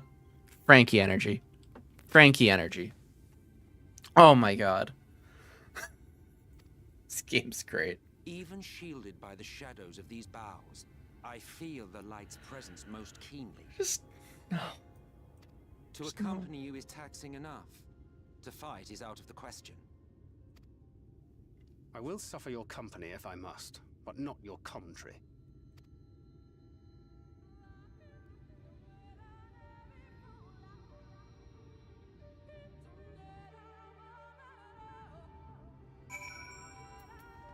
Hello. You expect me to regale you with friendly banter? Oh, very well. I'll humor you this once. Be considering it my latest act of good faith. Come on, then. What do you wish to know? Why choose this form here in the first? Hello. What a curious question. Mortal flesh is but the vessel of which we Asians pour the elixir of our souls, molding it as it fits the occasion, or not if we so choose. Be it for a year or a millennium, I prefer to retain the same form until my duty is done.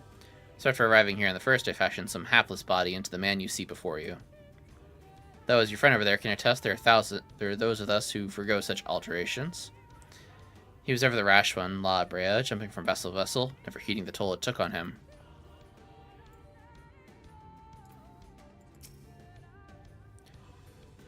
If he never opened his mouth, it would be too soon. Thinker just told me the Ascians and what they have done. If he isn't willing to help, is it wise to let him stay with us? No. Discipline our Ascian counterpart means to follow wheresoever we lead, or otherwise he would not suffer the overabundance of light in these woods. Verily, it prevereth every Connor, so as long as the light warren remaineth, the sin eaters shall be free to prey upon these lands without surcease. If not is done, 'tis but a matter of time before the blessed succumb.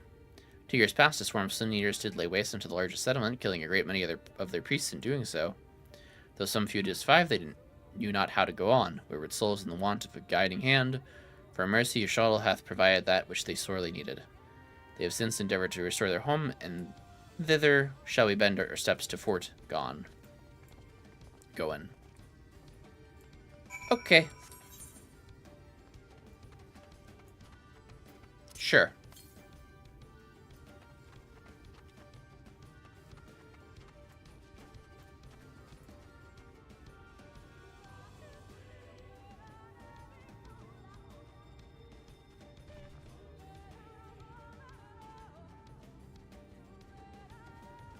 Lots of trees.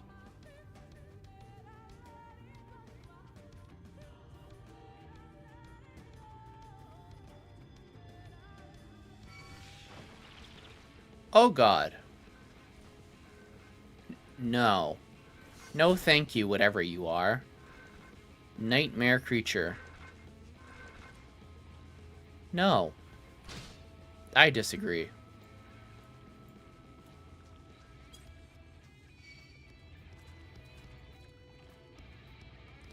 Please stop following me, sir.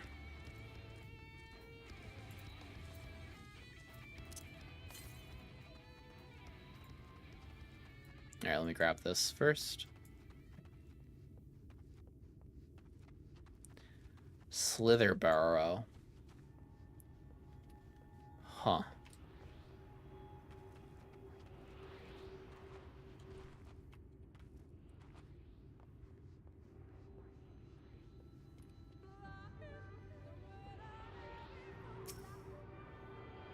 This music is so interesting.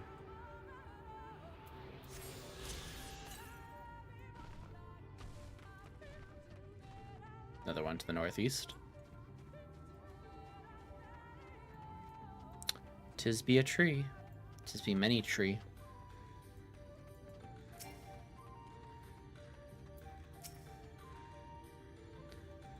What's that friend of yours we come to meet?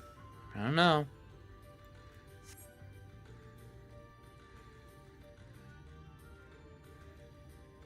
Oh, this town got burned down.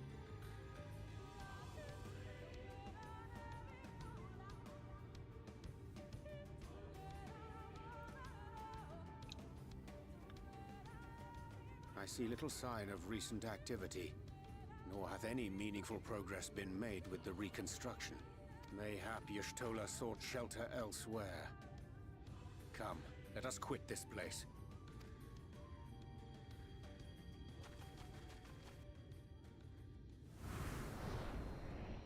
Now, surround them! Oh God. Kitty.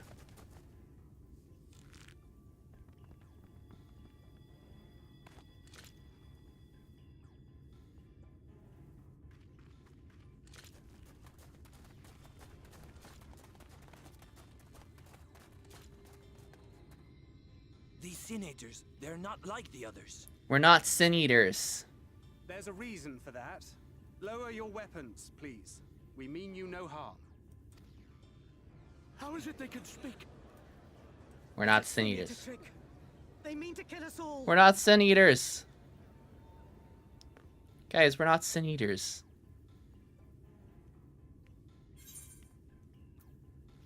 Kupo? We're not sin eaters. Perhaps they speak the truth.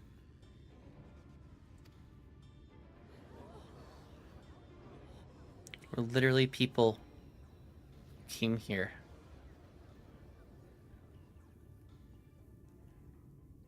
Oh, for the love of...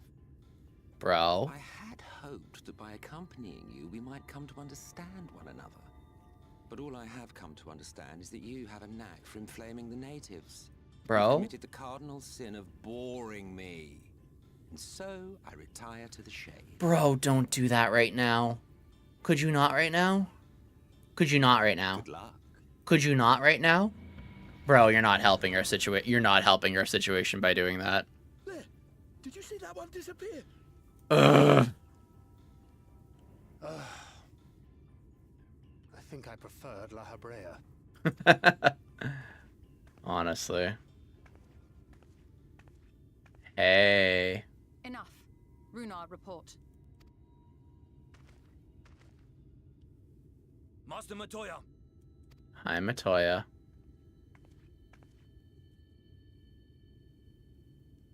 Hey.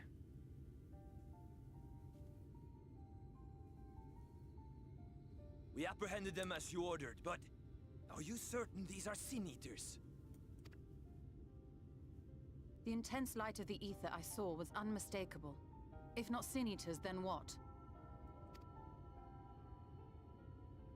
Tis passing queer that Y'shtola should mistake us for the enemy, is it not? Mayhap it hath been too long since last she beheld the radiance of thine ether. Master Matoya, hath time truly made strangers of us? Nay, I recognize you, Urianger, Thancred. And this is Minfilia of the First, of whom you spoke before. Just so. And knowing as thou must that we come in peace, might I prevail upon thee to have thy comrades lower their arms? First explain this other presence in your company. The one I know not. She doesn't recognize us because we've absorbed the other Light Wardens. There is but one manner of creature in this world whose ether is suffused with such an abundance of light. Mine apologies, Master Matoya, but thou art mistaken.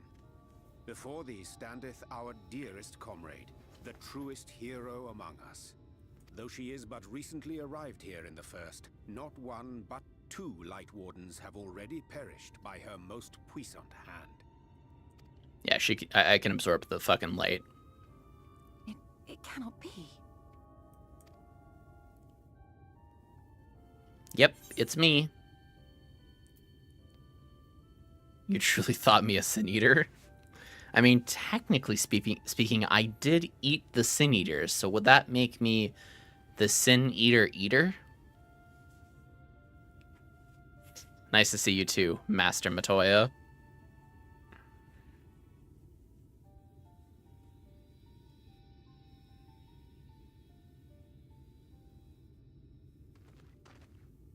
Master Matoya?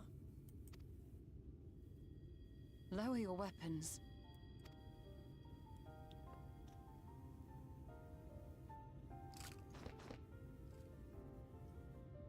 Forgive us this hostile welcome. Come. I would give you a proper introduction to Raktika and its people.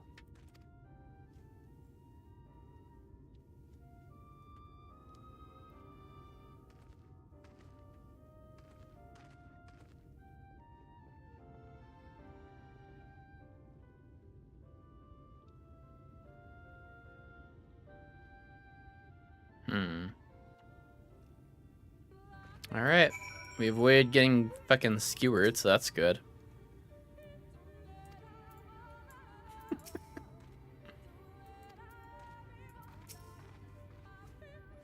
You've been busy since arriving in the First, I gather, but I would hear the tale of your travel in more suitable surroundings. With Fort gone yet to be rebuilt, the Knights Blessed made their home in the settlement to the northeast. I wait you at its entrance. Follow the path through yonder gate, you will find me soon enough.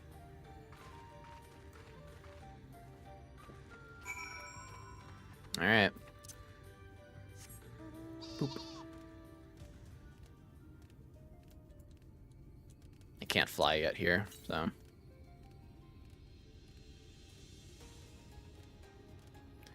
The Satia Swamps.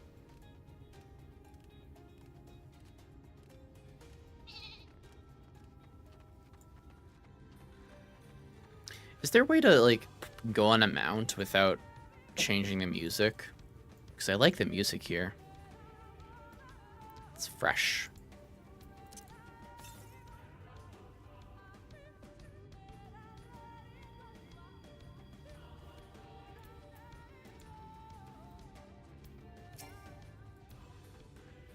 Hey, Shuttle. Matoya.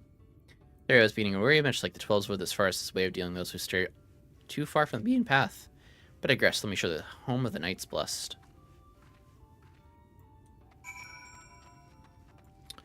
In we go, 1 aetheryte to attune to.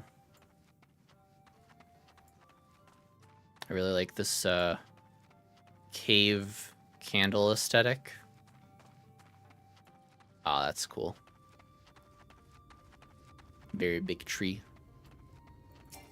Big tree.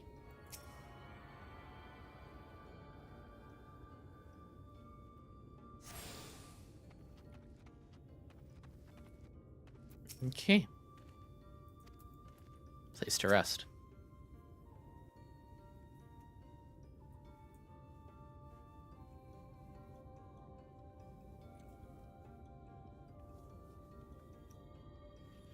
Sliverbow is the largest of the blessed settlements. Cute. They worship no gods, instead revering darkness itself. It is a curious kind of faith, but one which has granted them the strength to persevere in the wake of the flood.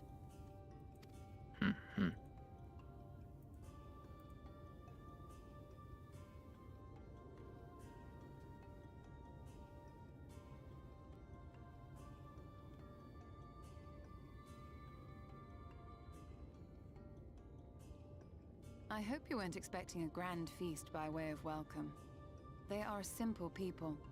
It's fine. I'm just vibing. Now, I would hear of your travels away from prying ears. Come.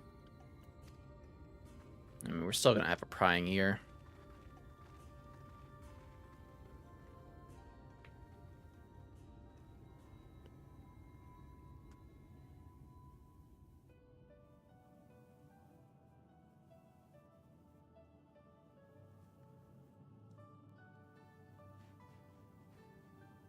I see.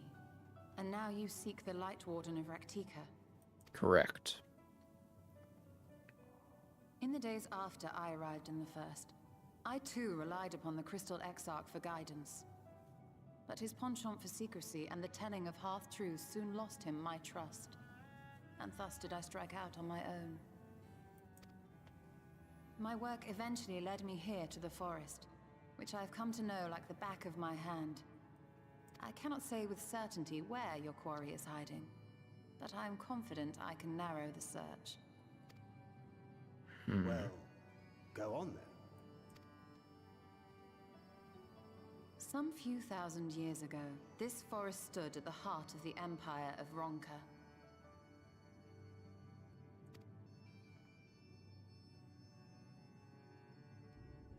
A great many relics of that civilization can still be found to the east in Ixmaya. Or rather, could be found, were the area not fiercely guarded. Ixmaya, you see, is home to a tribe of warriors whose lineage is said to date back to the time of the Empire. Any attempt to enter their territory is met with lethal force. They offer no warnings, and suffer no trespasser to escape. Needless to say, my every attempt to survey the area has been thwarted.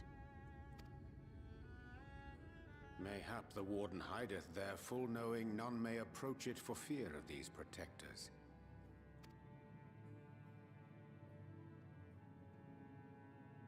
That's probably the case. As for the tablet, I find the timing of its discovery suspiciously convenient. If I did not know better, I would think someone was trying to curry favor with me. Regardless, it will take time to decipher these writings. Yet I would not be at all surprised if they somehow held the key to entering Ixmaya unmolested. The Exarch has a nose for serendipity. If there is aught I can do to assist thee in unraveling their secrets, thou needst only ask. And before interrupted by Asian. Thank you, Urianger. I may well take you up on that offer.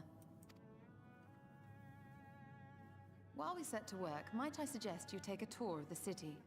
Should you be in any doubt as to the importance of your role as the Warrior of Darkness, the people here will surely cure you of it.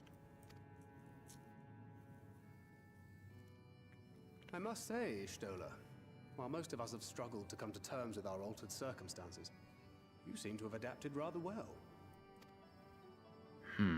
Lest you forget, Master Matoya and I dedicated our lives to uncovering the truth which hides at the heart of our world. Though separate, the fate of this reflection is nevertheless bound to that of our home. That I would be daunted by such an invaluable opportunity is absurd. But what of you, Thancred? Could it be that you are still struggling to come to terms with the nature of your young companion? He is, and he needs therapy about it. My struggles are none of your concern. Quite why you would speak thus and in this company, I do not know. Perhaps you left more of yourself back in the source than I assumed. If you'll excuse me.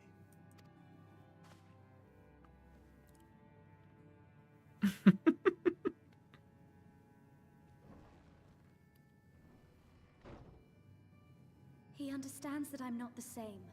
That I'm not her. Yeah, intellectually he knows that, but emotionally... Understands, perhaps, but does not accept. Yeah. The question being whether he ever will. And whether you will, more importantly.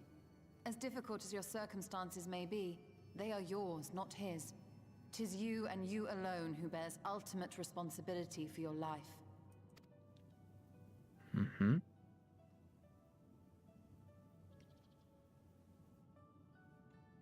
You do your own thing.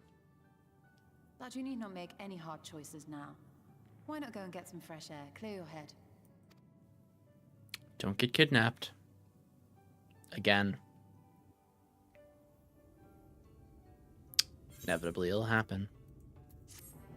I said it. It's gonna happen now.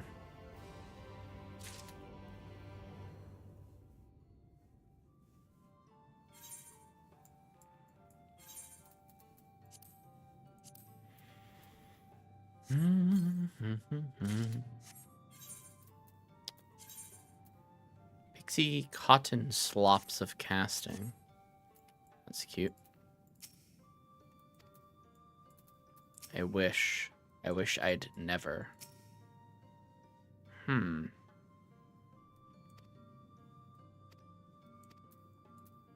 Okay. Lost in thought. I'm not indifferent to Thancred's troubles. Nonetheless, I will not apologize for holding him to a higher standard after all these years. He's ever been a man of considerable resolve, and that is what I will continue to expect. Though it hardens me to know that some of us remain ourselves in spite of our present circumstances. I can but imagine how assailant Alphino has changed since arriving here in the first. Change is part of life. We can hope it's changed for the better. Perhaps you should be concerned with how you have changed. Sure.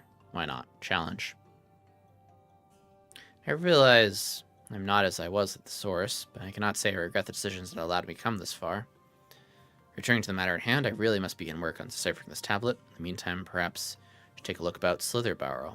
If there's anything you need, pray speak with Runar at the plaza. Okay. Sure. I don't know where Thancred ran off to as well.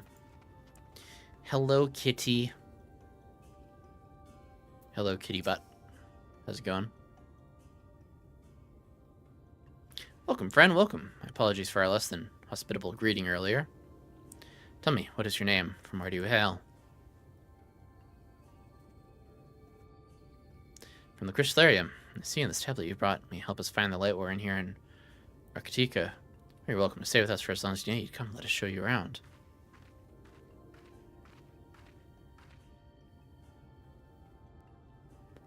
Would be alright if I joined you. Of course. Anything for guests for our dear Master Matoya. Thank you. She means a great deal to the Knights Blessed, doesn't she? If not for her, we may have all perished in the Great Fire. With our priests slain, our homes in ruins, we are at the mercy of sin eaters. It was she who drove them back. With her sage guidance, we were able to rebuild. For long, she became a central figure in our community, a great oak within whose shadow many have come to find solace. That's not to say there We're not those hesitant to grant an outsider such authority, myself included. Perhaps it is the smile in her eyes when she speaks of the sunless sea. I feel whole again, now that she is with us. And I have no doubt the others feel the same. She's as much as part of the night's blessed as any of us, and we are grateful for all she does in service to the dark. But you do not hear this from me, yes? Now you should know there are certain customs we ask guests to adhere to so long as they reside within Slitherborough. To show reference to the dark? In a word, yes, but fear not, it is not too involved. Speaking of something simple, so follow me. Okay. Okay. Sure.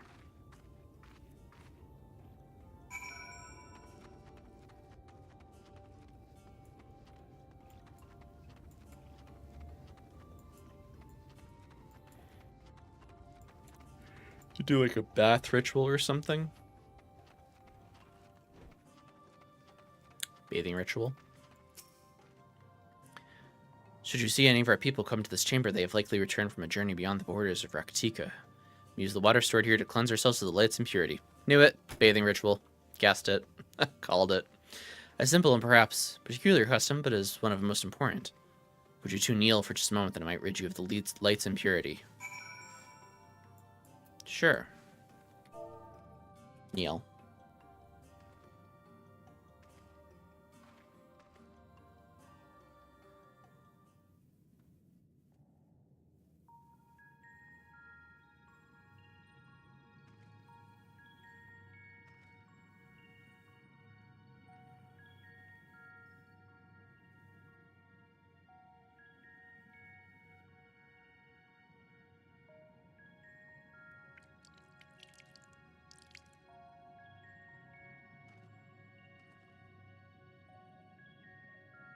As Runer lightly sprays you with water, your skin begins to tingle.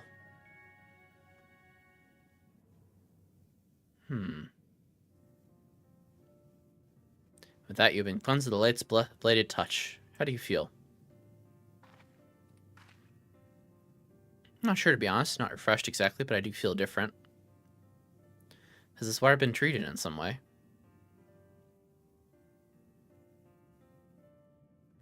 Only blessed by a priest. They are practiced in the arcane arts, as such as said that their prayers imbue the water with a faint, dark energy. A prickling sensation. No one has spoke of such a reaction before. I wouldn't say it's an unpleasant sensation, but I too felt something strange. The dark aspect of this water should have no discernible effect, unless... But the gods, Master Matoya was right. You are sin-eaters. Huh? I jest. What you felt was likely no more than the chill of the water. Perhaps now would be a good time for you to equate yourselves with the people of Slitherborough. That's fucking scary, bro. For that I must teach you a customary greeting. Is it the thing? Oh no, words. Alan Tuta, the language of Ronka, is one of several ways we might say good evening. The world is not as safe as it once was, and this greeting lets us quickly discern friend from foe. Is there a handshake or gesture we should know too? I'd hate to offend anyone. You need not worry. Merely speak the words Ellen Tuta. They will know you as friend is the blessed.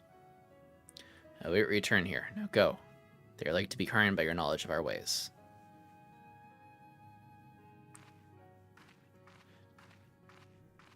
With the chat mode in say, enter Alan Tuta to greet the villagers of Slitherborough.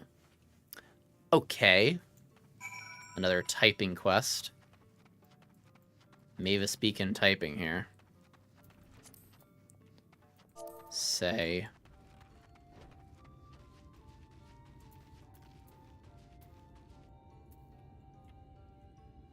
Oh my god.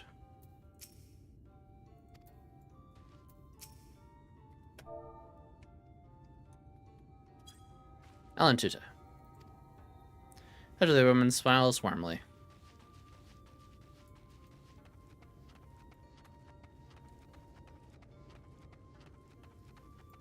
A day in the neighborhood.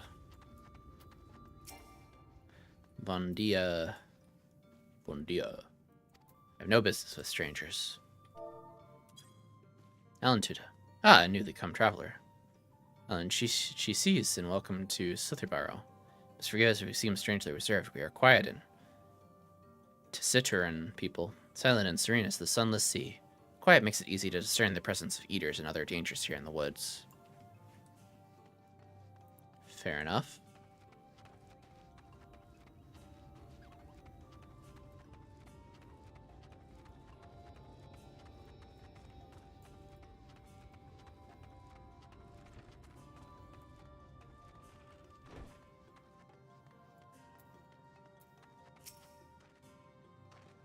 Away with you.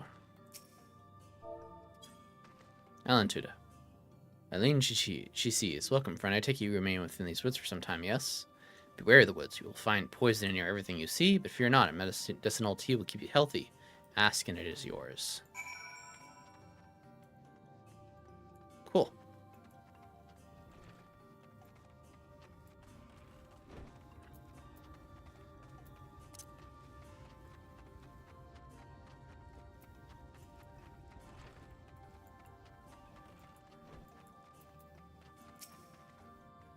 Everyone was so kind and gracious. I was nervous at first, but already I'm starting to feel at home.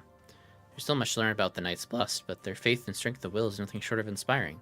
I can see now how they've built such a thriving community.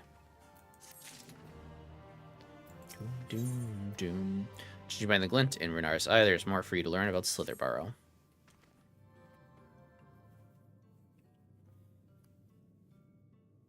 Ah, your return. Very good. No doubt they were glad of your company. It's been too long since we've had visitors. Remember, if you have any questions or there's anything you need, do not hesitate to ask. Okay. Speaking of which, we must arrange food and lodgings for your stay. As friends of Master Matoya, we cannot ask for payment, but if you would be willing to lend a hand...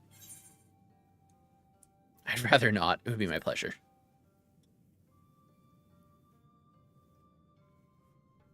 We're fortunate enough indeed to play host to such generous souls. The task I have in mind is simple enough.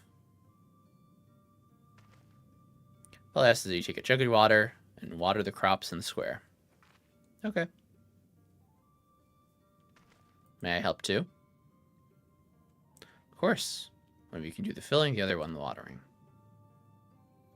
Speak with Ursabel when you have finished. She'll be relieved to hear the crops have been tended to.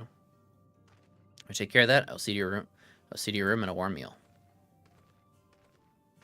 All right, kitty. All right then, I'll fill your water.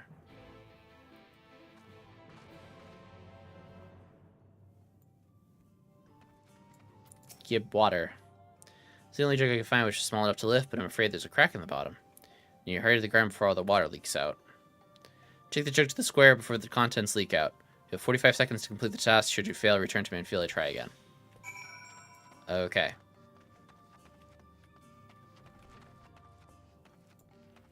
Oh,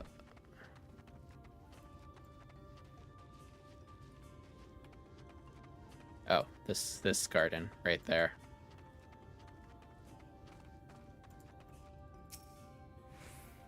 You've wired half the plot. Fetch another jug of wire. Take care of the rest. Okie doke. Gotta take this quest as well. Varthon is in a hurry, but not such a hurry that he would deny a helping hand. What we do for family. You're that guest Master Matoya was telling us about. Please, you have to help me.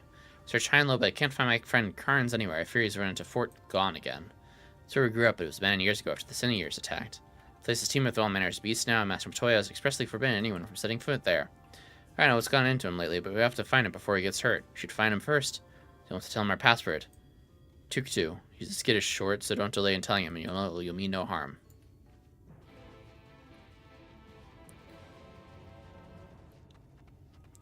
While in chat mode, say Tuktu to assure Carnes you are not an enemy. Okay. He'll do that later. Give me another bucket of water. Another jug.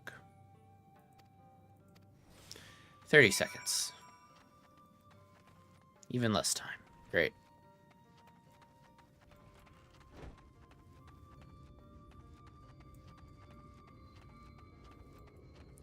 Boop, boop, boop, boop, boop, boop, boop. There we go. I watered your crops for you.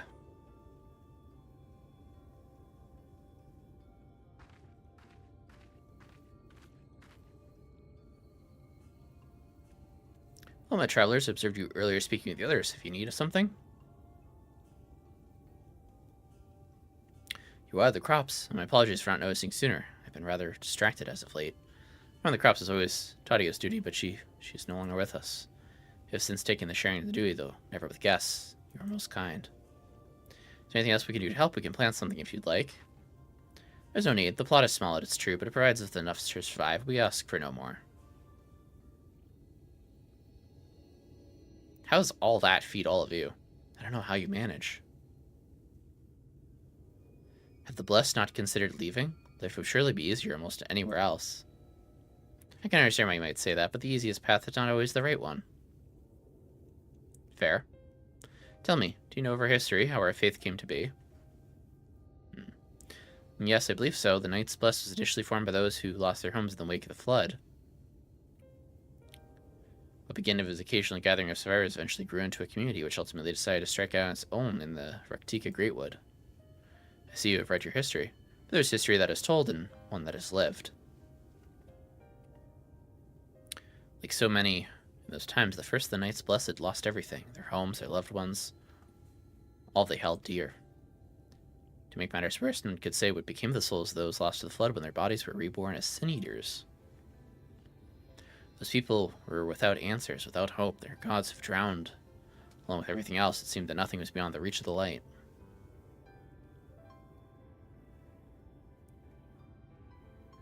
But soon they realized that's where the light is. That where the light is, there must be darkness. And in that truth, they found a new faith, a belief that the souls of the departed could yet find peace beyond these burning skies and the sunless sea above. That's why we pray for the safe passage of wayward souls into that blessed black abyss, for the return of the night, that we might someday look upon the kingdom of heaven with our own eyes. We remain in these woods for the self-same reason our founders first chose them, that we may lead lives of simplicity, with the shade of these trees as a constant reminder of our faith. With so many seeking paradise in Ulamore, it's refreshing to find people who value a humbler existence. You are so kind to say so, when you consider our way of life foolish, and so it must seem to those who yet cling to their worldly possessions. In times such as these, where everything can be taken away in an instant, it is all too easy to lose sight of why we fight to go on living. It is not to hold fast to material things, but to hold those who went before us in our hearts, to keep alive the legacy they have left us. This we must do for them, our children and generations yet unborn. To keep their legacy alive. Minphilia.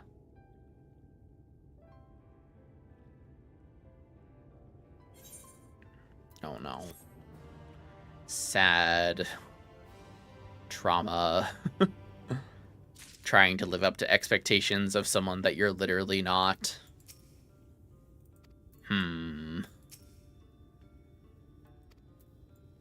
Alright.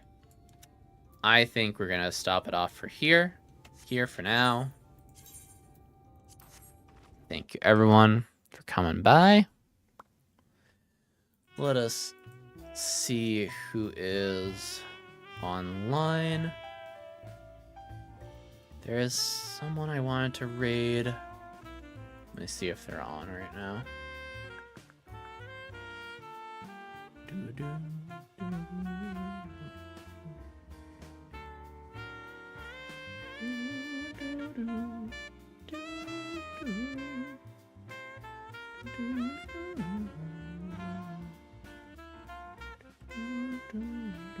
Okay, that person's not on.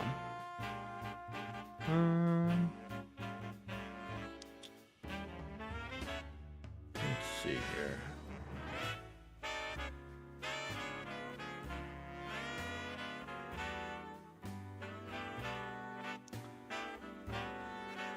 Let's go raid this person.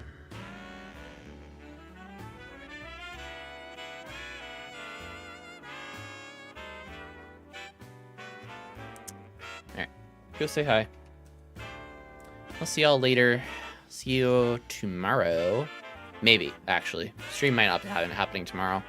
But we'll see if stream happens tomorrow for the convention. Otherwise, see y'all Sunday. Alright. Bye, take cares. Go raid Archer Lewis.